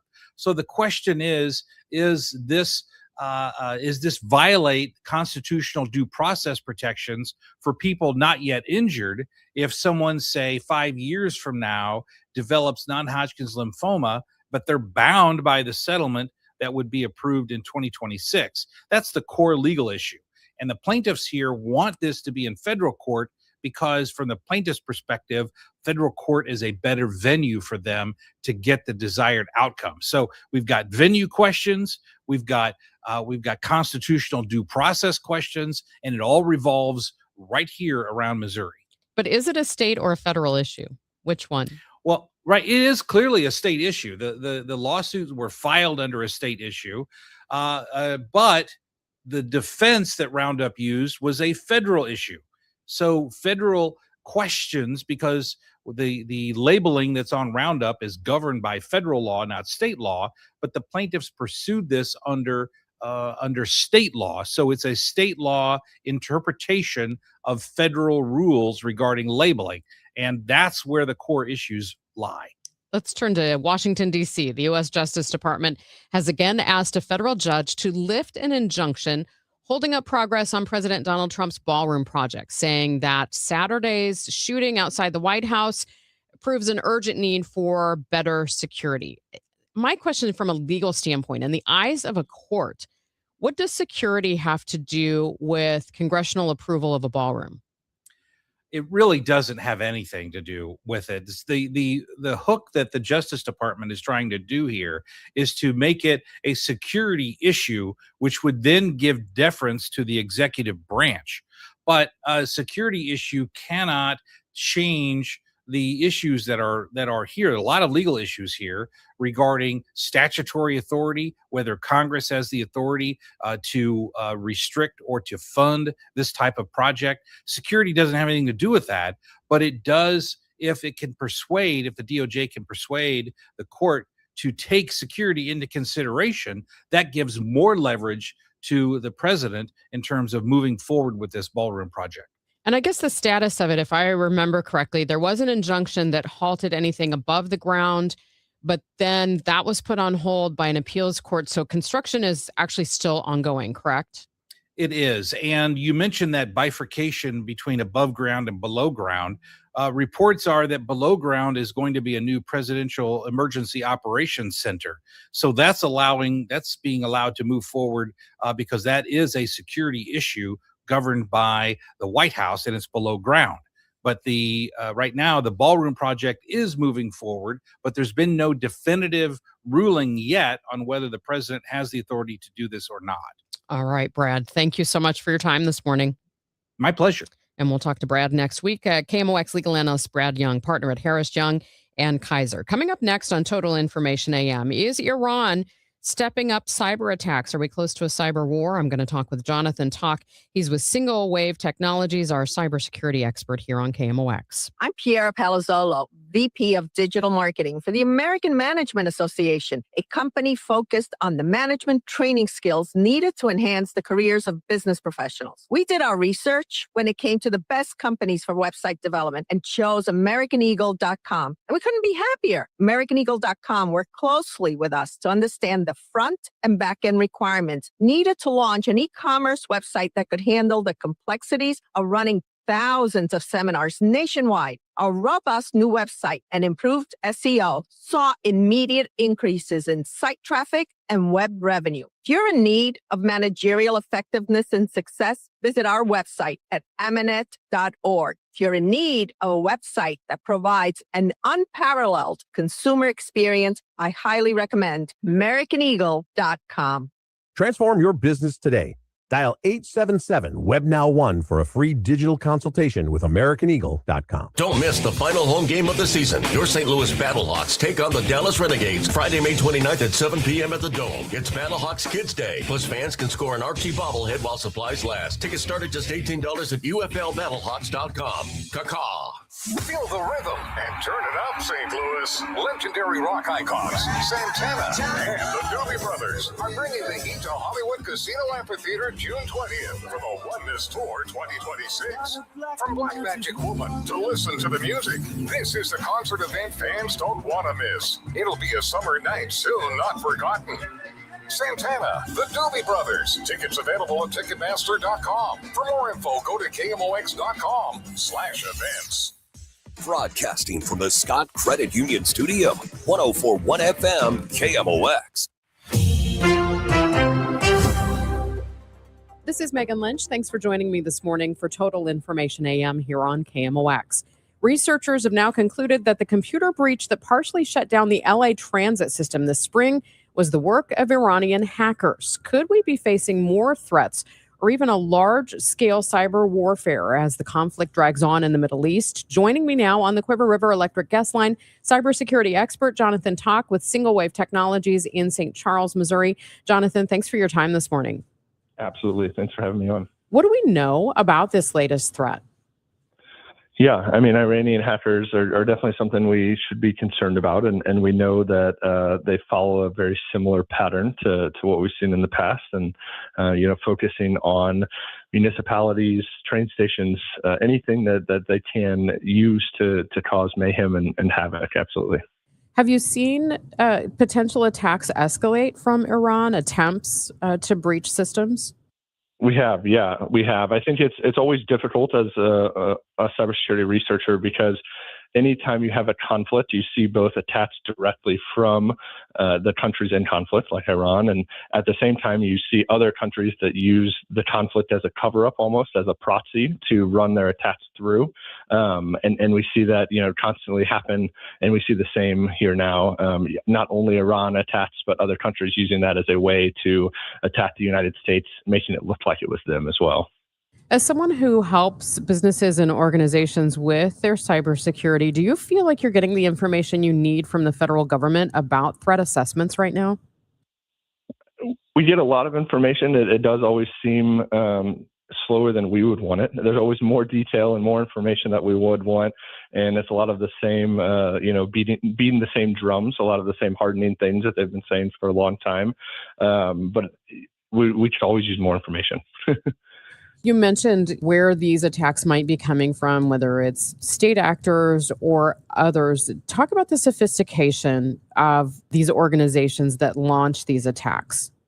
Yeah, absolutely. Incredibly sophisticated. So government-backed programs and are as sophisticated as the militaries that they form. And so continuing to get better and better. The other thing that we don't think about is even during a ceasefire, that doesn't typically stop cyber attacks. And so you'll see, even as conflict can be quiet on the public space, it can be very busy in the digital and the cyberspace. And we see that come up. But they're very sophisticated groups, especially the groups that are using them as a proxy to attack us. I mean, many times through research, we find that those are other nation state actors that are using groups like Iran as a proxy to attack local businesses and local municipalities. You've mentioned a number of potential targets, kind of rank them for us as far as who you think's at greatest risk.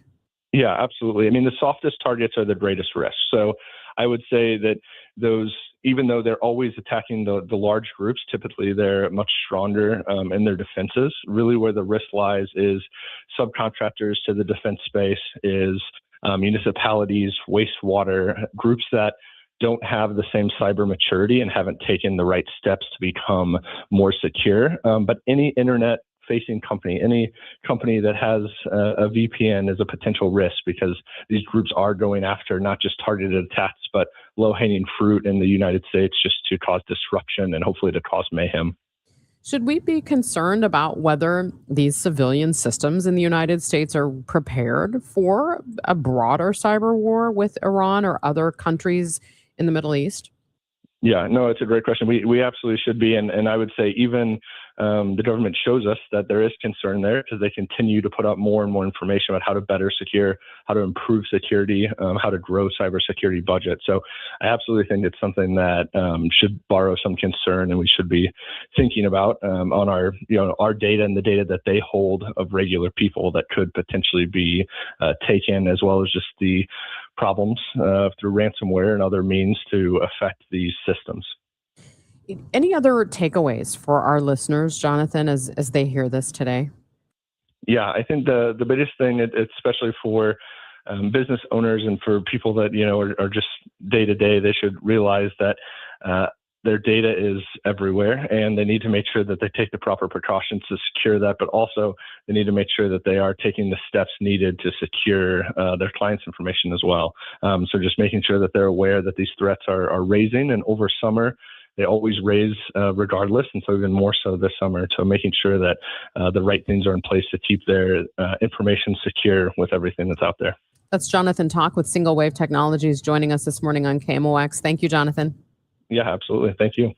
Be sure to join me tomorrow on Total Information AM in the 8 o'clock hour. I'm going to tell you about a new group that hopes to spur business collaboration in Clayton and the surrounding area. Plus, colleges are now offering 3-year degrees. We're going to learn more about it tomorrow here on Total Information AM.